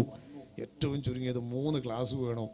എന്ത് ചെയ്യുമെന്ന് അല്ലാഹു ആലം. നിങ്ങളൊക്കെ ദുആ ചെയ്യണം. വളരെ പെട്ടെന്ന് സാധാരണ രീതിയിലുള്ള ഒരു ക്ലാസ് റൂം പോരാ. ആ കുട്ടികൾക്ക് എയർ കണ്ടീഷൻ അടക്കം ചെയ്തുകൊണ്ട് അവരുടെ ബ്രെയിന് മറ്റൊരു ഭാഗത്തേക്ക് തിരിയാതെ 3 വർഷം കൊണ്ട് സൂറത്ത് ഫുള്ളായി കാണാതെ പഠിക്കുകയും അതോടൊപ്പം ജീവിതത്തിൽ നിത്യദിവസത്തിൽ പകർത്തേണ്ടുന്ന ദിക്റുകളും ദുആകളൊക്കെ കാണാതെ പഠിപ്പിക്കുകയും അതോടൊപ്പം KG ഇംഗ്ലീഷ് മീഡിയം വിദ്യാഭ്യാസം പകർന്നു കൊടുത്തുകൊണ്ട് ആ കുട്ടികളെ വളർത്തുന്ന ഒരു പുതിയ സംവിധാനത്തിനാണ് ഇപ്പോൾ തുടക്കം കുറിക്കുന്നത്. അതിനൊക്കെ ഒരുപാട് ചെലവുകളൊക്കെ കൊണ്ട് നിങ്ങളൊക്കെ ദുആ ചെയ്യണം. അല്ലാഹു തആല എല്ലാം സന്തോഷത്തിലാക്കി തരുമാറാകട്ടെ. കൂട്ടത്തിൽ ഒരു എളിയ വേദന നിങ്ങളെ പങ്കുവെക്കുകയാണ്. വളരെ പാവപ്പെട്ട ഒരു സഹോദരി, ഭർത്താവ് മരണപ്പെട്ടു പോയി. ഒരാങ്ങളെ കുട്ടിയാണെങ്കിൽ മാനസിക രോഗി, താമസിക്കാനൊരു വീടില്ല. ഒരു ചെറിയ വീട്ടിൻ്റെ പണി ആരംഭിച്ചിട്ട് എങ്ങനെയൊക്കെയോ കഷ്ടപ്പെട്ട് ഇപ്പോൾ അതിൻ്റെ വാർപ്പ് കഴിച്ചു വെച്ചിട്ടുണ്ട്. പക്ഷേ അതിലൊന്ന് കയറിക്കൂടാൻ, അകമെങ്കിലും ഒന്ന് തേച്ച് വൃത്തിയാക്കിയിട്ടൊന്ന് കയറണം. ഒരു രക്ഷയുമില്ല സയ്യിദ് ഉസ്താദ് എന്ന് പറഞ്ഞിട്ട് ഇപ്പം ഏകദേശം ഒരു 5-6 പ്രാവശ്യം വീട്ടിൽ വന്ന് സങ്കടം പറഞ്ഞ് കരഞ്ഞുപോയി. ഒരു പെണ്ണ് അതേപോലെ മാനസിക രോഗിയായി കിടക്കുകയാണ്. തല ചായ്ക്കാൻ ഒരു ഇടമില്ലാതെ എങ്ങനെയൊക്കെയോ പല ആളുകളിൽ നിന്നും സഹായം വാങ്ങിച്ചു കൊടുത്ത് പല വിധത്തിലും ആ പെണ്ണ് അധ്വാനിച്ച് ഒരു ചെറിയ വീടുണ്ടാക്കിയെങ്കിലും അതിൻ്റെ കിച്ചൺ പോലും ഒന്ന് വൃത്തിയാക്കിയിട്ട് ഒന്ന് തലചായ്ക്കാൻ കഴിയാതെ ബുദ്ധിമുട്ടിയിട്ട് ഇതിനിടെ ഞങ്ങളുടെ ചില പ്രവർത്തകന്മാർ അവിടെ ഒരു റേഷൻ കാർഡിൻ്റെ മാസത്തിൽ 1000 രൂപയുടെ സാധനം വാങ്ങാൻ 12,000 രൂപ മാസത്തിൽ കൊടുക്കുന്ന ഒരു റേഷൻ സംവിധാനത്തിൻ്റെ കാർഡ് കൊടുക്കാൻ ചെന്നപ്പോൾ മാനസിക രോഗിയായി കടന്നിട്ട് മരിക്കാനെടുത്ത കോലത്തിലാണ്. എന്നോടൊന്ന് സങ്കടം പറഞ്ഞപ്പോൾ ഞാൻ പറഞ്ഞു അതിനോടൊന്ന് പുരയിലേക്ക് വരാൻ വേണ്ട. ഇപ്പോൾ ഒരാഴ്ചയായിട്ട് നമ്മളെ വീട്ടിലാണ് താമസിക്കുന്നത്. ഇപ്പോൾ അൽഹംദുലില്ലാ കുറച്ച് വെള്ളവും ഭക്ഷണമൊക്കെ ആയിട്ട് കുറച്ചൊരു ആഫിയത്ത് വന്നിട്ടുണ്ട്. ആ സഹോദരി അടക്കമുള്ള ഒരുപാട് പാവങ്ങൾ അല്ലാഹു തആല അവരുടെ ബുദ്ധിമുട്ടുകളൊക്കെ തീർത്തു കൊടുക്കട്ടെ. നമ്മളൊക്കെ ഇഷ്ടംപോലെ ഭക്ഷണം ഉണ്ടാക്കി എത്രയോ വേസ്റ്റാക്കുന്നു, ഇഷ്ടംപോലെ വസ്ത്രം വാങ്ങി എത്രയോ മൂലക്കിടുന്നു, ഇഷ്ടംപോലെ ചെരുപ്പുണ്ട്, കുറേ കട്ടിലിൻ്റെ അടി കിടക്കുകയാണ്. ഇതൊക്കെ ഉണ്ട്. പക്ഷേ ഒരുപാട് ദുരിതം പേറുന്നവർ നമ്മുടെ മുഅ്മിനീങ്ങൾ മുഅ്മിനാത്തുകൾ കഷ്ടപ്പെടുന്നവരാണ്. ആരെങ്കിലും ആ വിഷയത്തിലൊക്കെ ഇൻഷാ അല്ലാഹ് വല്ലതും സഹായിക്കാൻ കഴിയുന്നവരുണ്ടെങ്കിൽ ഇൻഷാ അല്ലാഹ് നിങ്ങൾ പോകുന്ന സമയത്ത് തന്നാൽ ആ പാവങ്ങൾക്ക് എത്തിച്ചു കൊടുക്കാൻ കഴിയും. ചിലപ്പോൾ ഏതെങ്കിലും ഒരു പെണ്ണിൻ്റെ ദുആ അല്ലാഹ് സ്വീകരിച്ചെങ്കിൽ ഞങ്ങളൊക്കെ ഇപ്പോൾ വിശ്വസിക്കുന്നതാ. ഞങ്ങളൊക്കെ ഇപ്പോൾ ധൈര്യത്തിൽ എഴുന്നേറ്റ് നടക്കുന്നത്, ഈ പണിയൊക്കെ എടുക്കുന്നത് ഏതൊക്കെയോ പാവങ്ങളുടെ ദുആ അല്ലാഹു സ്വീകരിക്കും. അതുകൊണ്ട് റബ്ബ് നമ്മളെ കഷ്ടപ്പെടുത്തൂല എന്നുള്ള കഷ്ടപ്പെടുത്തൂല എന്ന വിശ്വാസം മാത്രമാണ്. അല്ലാഹു നമ്മെ സഹായിക്കുമാറാകട്ടെ. നബി സല്ലല്ലാഹു അലൈഹി വസല്ലമ തങ്ങൾ സ്വന്തം ജീവിതം കഷ്ടപ്പെടുമ്പോഴും പാവങ്ങളുടെ സങ്കടം കേട്ടാൽ അതിനു വേണ്ടിയിട്ട് മനസ്സറിഞ്ഞുകൊണ്ട് മെയ്മറന്ന് സഹായിക്കുന്നൊരു പ്രകൃതിയാണ് റസൂലുള്ളാഹി തങ്ങൾ. അങ്ങനെ കടം വന്നിട്ട് അവസാനം കടക്കാരിൽ തോളിലിട്ട ഷാല് പോലും പിടിച്ചു വലിച്ച് മുറുക്കിയിട്ട് കഴുത്തിന് കല വന്ന അവസ്ഥകളൊക്കെ ഇസ്ലാമിക ചരിത്രത്തിൽ നമുക്ക് കാണാൻ കഴിയുമല്ലോ. അതുകൊണ്ട് നമ്മളൊക്കെ ഒരുപാട് നല്ലതിനു വേണ്ടി സഹകരിക്കുന്നവരാണ്. കൂട്ടത്തിൽ ആ പാവപ്പെട്ട 2 കുടുംബത്തിന് എന്തെങ്കിലും ചെയ്യാൻ കഴിയുന്നവരൊക്കെ ഉണ്ടെങ്കിൽ ഇൻഷാ അല്ലാഹ് ആരും ബുദ്ധിമുട്ടിയിട്ടും പ്രയാസപ്പെട്ടൊന്നും തരരുത്. നല്ല ഇഖ്ലാസോടെ പാവങ്ങളെ സഹായിച്ചാൽ എൻ്റെ റബ്ബ് എന്നെ സഹായിക്കും. അതിൻ്റെ ബർക്കത്ത് കൊണ്ട് എൻ്റെ എല്ലാ വിഷമവും അള്ളാഹ് എനിക്ക് തീർത്തു തരും എന്ന വിശ്വാസത്തോടു കൂടെ സഹായിക്കാൻ പറ്റുന്ന വല്ല സഹോദരി സഹോദരന്മാരുണ്ടെങ്കിൽ ഇൻഷാ അല്ലാഹ് നിങ്ങൾ പോകുന്നതിന് മുമ്പ് തന്നാൽ സന്തോഷമാണ്. ആ പാവങ്ങൾക്ക് എത്തിച്ചു കൊടുക്കാൻ കഴിയും. അല്ലാഹു തആല നമ്മുടെ എല്ലാവരുടെയും ദീനും ദുനിയാവും ആഖിറവും നന്നാക്കി തരുമാറാകട്ടെ. അർഹമുർ റഹീമീനായ അൽഹംദുലില്ലാഹ് ഒരു സുഹൃത്ത് അദ്ദേഹത്തിന് കൊണ്ട് കഴിയുന്ന സഹായം നൽകിയിട്ട് അല്ലാഹു തആല സ്വീകരിക്കുമാറാകട്ടെ. അല്ലാഹു നീ ഖൈറും ബർക്കത്തും നൽകണേ റഹ്മാനെ. അർഹമുർ റഹീമീനായ രാജസയ്യിദായ മലിക്കുൽ ജബ്ബാറായ റബ്ബേ, ഞങ്ങളുടെ എല്ലാവരുടെയും കടങ്ങളെ നീ വീട്ടി തരണേ റഹ്മാനെ. രോഗങ്ങളെ നീ ശിഫിയാക്കുക. അൽഹംദുലില്ലാഹ് ഒരു പ്രവർത്തകൻ 2000 രൂപ വന്നിട്ട് അൽഹംദുലില്ലാഹ് അല്ലാഹു സ്വീകരിക്കുമാറാകട്ടെ. നീ കബൂലാക്കണേ റഹ്മാനെ. അർഹമായ പ്രതിഫലം നീ ദുനിയാവിലും ആഖിറത്തിലും നൽകണേ റഹ്മാനെ. ചെലവഴിക്കുന്നതിന് പകരം ഹലാലായ സമ്പത്ത് നീ ബർക്കത്തോടെ നൽകി അനുഗ്രഹിക്കണം റഹ്മാനെ. അർഹമുർ റഹീമീനായ രാജസയ്യിദായ മലിക്കുൽ ജബ്ബാറായ അല്ലാഹ്, പാവങ്ങളെ സഹായിക്കുന്നതിൻ്റെ ബർക്കത്ത് കൊണ്ട് ഞങ്ങളെ നീ സഹായിക്കണേ റഹ്മാൻ. അല്ലാഹു കബൂലാക്കുമാറാകട്ടെ. സഹോദരിമാരുടെ കൈകളിൽ വല്ലതും ഉണ്ടെങ്കിൽ ഇൻഷാ അല്ലാഹ് കുട്ടികളുടെ കൈകൾ കൊടുത്തയച്ചാൽ സന്തോഷമാണ്. എന്തെങ്കിലും നിങ്ങൾക്ക് ചെറിയൊരു സ്വർണ്ണത്തിൻ്റെ മോതിരെങ്കിലും തരാൻ പറ്റുമെങ്കിൽ അൽഹംദുലില്ലാഹ് അല്ലാഹു തആല ബർക്കത്ത് ചെയ്യട്ടെ. സംഘടന ഞാൻ ബുദ്ധിമുട്ടിക്കുന്നില്ല. ആരും പ്രയാസപ്പെട്ടും മനസ്സ് മുറിഞ്ഞ് ഒന്നും തരരുത്. നമ്മുടെ ആഖിറത്തിൽ സലാമത്ത് എന്ന നിയ്യത്തോട് കൂടെ തരാൻ കഴിയുന്നവർ മാത്രം തരും. അല്ലാഹു തആല സ്വീകരിക്കുമാറാകട്ടെ. ഒരുപാട് പാവങ്ങളെ സഹായിച്ചിട്ട് ലക്ഷക്കണക്കിന് ഉറുപ്പിയ കടം അതുള്ളൊരു സ്ഥാപനമാണ് നമ്മുടെ സ്ഥാപനം. അല്ലാഹു തആല സ്വീകരിക്കുമാറാകട്ടെ. അല്ലാഹുവേ നീ എല്ലാവർക്കും നീ ഖൈറും ബർക്കത്തും നൽകണേ റഹ്മാനെ. ആ മൈക്കിട്ട് മതി അല്ലാഹുവേ നീ സ്വീകരിക്കണേ റഹ്മാനെ. അൽഹംദുലില്ലാഹ് അല്ലാഹു തആല കബൂലാക്കട്ടെ. ആരും ബുദ്ധിമുട്ടരുത്. എല്ലാവരും മനസ്സ് സന്തോഷത്തോടെ മാത്രം തരിക. അല്ലാഹു തആല കബൂലാക്കുമാറാകട്ടെ. എല്ലാ പ്രയാസങ്ങളും അല്ലാഹു തആല തീർത്തു തരുമാറാകട്ടെ. അല്ലാഹു തആല ബദരീങ്ങളെ ഹക്ക് കൊണ്ട് ശിഫിയാക്കി തരുമാറാകട്ടെ. പദ്രീകളെ ഹക്കൊണ്ട് അള്ളാഹു താല ഷിഫിയാക്കട്ടെ. അള്ളാഹു എല്ലാവർക്കും നീ ഖൈറും ബർക്കത്തും നൽകണേ റഹ്മാനെ. എല്ലാ പ്രയാസങ്ങളും നീ തീർക്കണേ റഹ്മാനെ. അള്ളാഹുവേ, സാധുക്കളായ ഞങ്ങൾ ഒന്നിനും കഴിയാത്ത പാപങ്ങളാണ്. നീ ഏറ്റെടുത്ത് ഞങ്ങളെ സഹായിക്കണേ റഹ്മാനെ. ഞങ്ങളിലുള്ള രോഗികളുടെ രോഗം നീ ഷിഫിയാക്കി തരണേ റഹ്മാനെ. കടക്കാരുടെ കടങ്ങൾ നീ വീട്ടണേ റഹ്മാനെ. അള്ളാഹുവേ, ഈ സംഘാടകരുടെ കരങ്ങൾക്ക് നീ ശക്തി പകരണേ റഹ്മാനെ. ഈ സംരംഭത്തോട് സഹകരിച്ചവരൊക്കെ നീ എല്ലാവർക്കും നീ സഹായം നൽകണേ റഹ്മാനെ. അള്ളാഹുവേ, പെട്ടെന്നുള്ള മരണങ്ങളെ തൊട്ട് നീ കാക്കണേ റഹ്മാനെ. അപകട മരണങ്ങളെ തൊട്ട് നീ കാക്കണേ റഹ്മാനെ. അള്ളാഹുവേ, വല്ലാതെ മരണം വർദ്ധിച്ചു വരുന്നൊരു ലോകത്താണ്. നിങ്ങൾ ആരെയും നീ അപകടപ്പെടുത്തല്ലേ റഹ്മാനെ, അപായപ്പെടുത്തല്ലേ റഹ്മാനെ. എല്ലാ ഭാഗത്തും നീ മഹാന്മാരുടെ കാവൽ നൽകി അനുഗ്രഹിക്കണേ റഹ്മാനെ. അള്ളാഹുവേ, ഞങ്ങളിൽ ആരൊക്കെ എന്തൊക്കെ ബുദ്ധിമുട്ട് അനുഭവിക്കുന്നവരുണ്ടോ എല്ലാവരുടെ ബുദ്ധിമുട്ടുകളും നീ തീർത്തു കൊടുക്കണേ റഹ്മാനെ. കഷ്ടപ്പാടുകളും ദുരിതങ്ങളും നീ അകറ്റണേ റഹ്മാനെ. അള്ളാഹുവേ, റജബിലും ഷഅബാനിലും ഞങ്ങൾക്ക് നീ ബർക്കത്ത് ചെയ്യണേ റഹ്മാനെ. പുണ്യ റമദാനിൽ ഞങ്ങളെല്ലാവരെയും നീ ആഫിയത്തോടെ എത്തിച്ചു തരണേ റഹ്മാനെ. ഇബാദത്തുകളെ കൊണ്ട് ധന്യമാക്കാൻ അൽഹംദുലില്ലാഹ് സഹോദരിമാരുടെ ഭാഗത്തുള്ളത് കുട്ടികളുടെ കയ്യിൽ കൊടുത്തേക്ക് അള്ളാഹു താല സ്വീകരിക്കുമാറാകട്ടെ.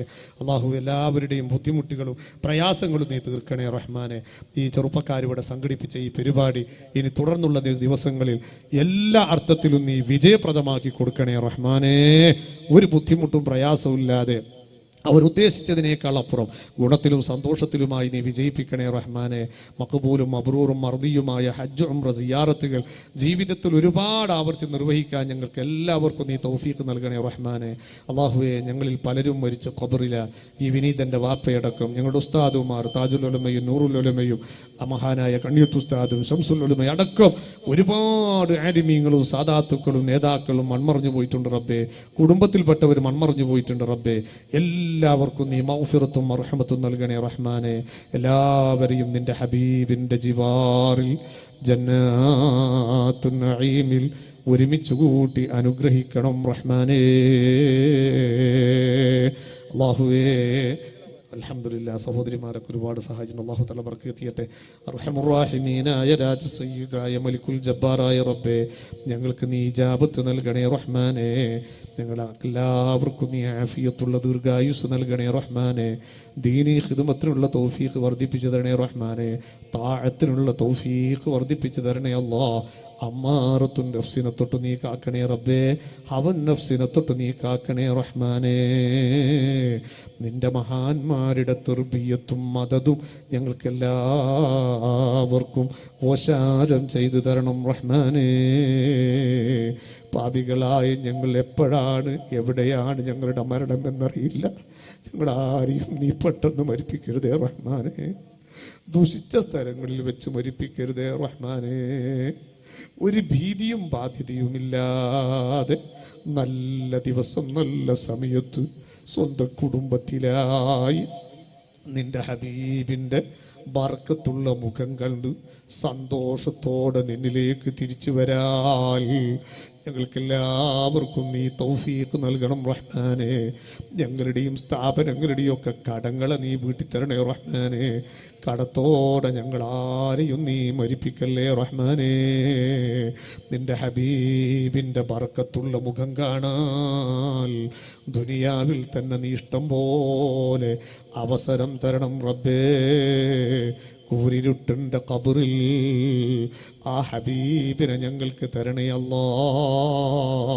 കത്തിജ്വലിക്കുന്ന സൂര്യഗോളത്തിൻ്റെ താഴ്ഭാഗത്ത് പരക്കം പായുമ്പോൾ ആ ഹബീബിൻ്റെ ജിവാൽ അർശിൻ്റെ തണല് തരണേ അല്ലാ. അവിടുത്തെ കൈകൊണ്ട് കോരിക്കൊടുക്കുന്ന ഹൗലുൽ കൗസർ അത് വാങ്ങി കുടിക്കാനുള്ള ഹല്ലു തരണം റഹ്മാനേ. ആ ഹബീബിന്റെ പേരിൽ മടിയില്ലാതെ അലസതയില്ലാതെ ഇഷ്ടം പോലെ സ്വലാത്തുകൾ വർദ്ധിപ്പിക്കാൻ നീ തൗഫീഖ് നൽകണം റഹ്മാനേ. ഞങ്ങളെല്ലാവരെയും ആ ഹബീബിന്റെ ജിവാറിൽ ജന്നാത്തു നഈമിൽ ഒരുമിച്ച് കൂട്ടി അനുഗ്രഹിക്കണം റഹ്മാനേ. അല്ലാഹുവേ, പാപങ്ങൾക്ക് വേണ്ടി നൽകിയ സഹായം മുഴുവനും നീ സ്വീകരിക്കണേ റഹ്മാനേ. അർഹമായ പ്രതിഫലം ദുനിയാവിലും ആഖിറത്തിലും നൽകണം റഹ്മാനേ.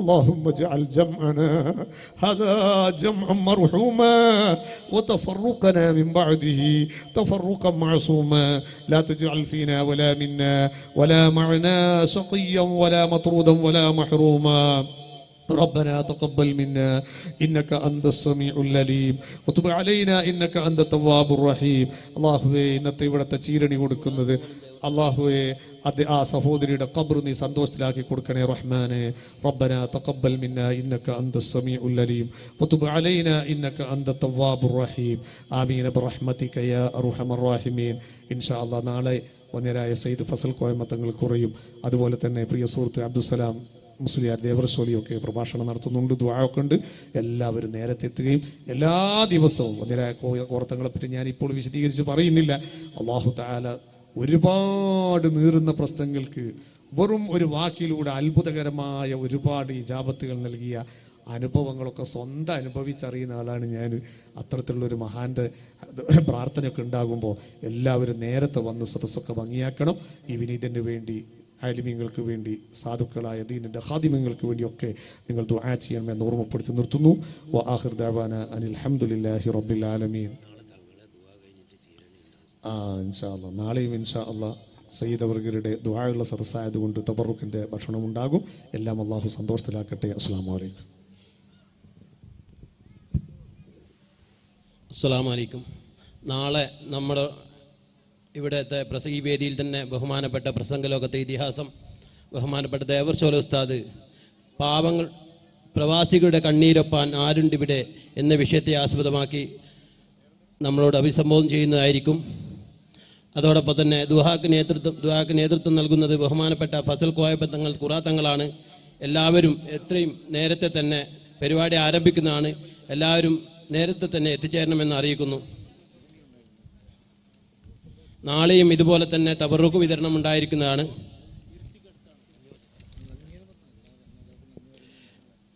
ഇവിടെ ഇന്ന് നമുക്ക് കൂട്ടുപ്രാർത്ഥന നടത്തി തന്ന യാസീൻ മുത്തുക്കോയ തങ്ങൾക്കും അതുപോലെ തന്നെ നമ്മുടെ വേദിയിൽ ഇന്ന് അധ്യക്ഷം വഹിച്ച അധ്യക്ഷനവർക്കും നമ്മളോട് വേണ്ടുന്ന ഉപദേശം ചെയ്തു തന്ന ബഹുമാനപ്പെട്ട ഫൈസി ഉസ്താദ് അവർക്കും ഞാൻ നന്ദി അർപ്പിക്കുന്നു. അതുപോലെ തന്നെ നമ്മോട് സഹകരിച്ച മുഴുവൻ ആളുകൾക്കും, സഹോദരിമാർക്കും, അതുപോലെ തന്നെ നമ്മളോട് സഹകരിച്ച നിയമപാലകർക്കും എല്ലാവർക്കും ഞാൻ ഒറ്റ വാക്കിൽ നന്ദി അർപ്പിക്കുന്നു. അസ്സലാമു അലൈക്കും.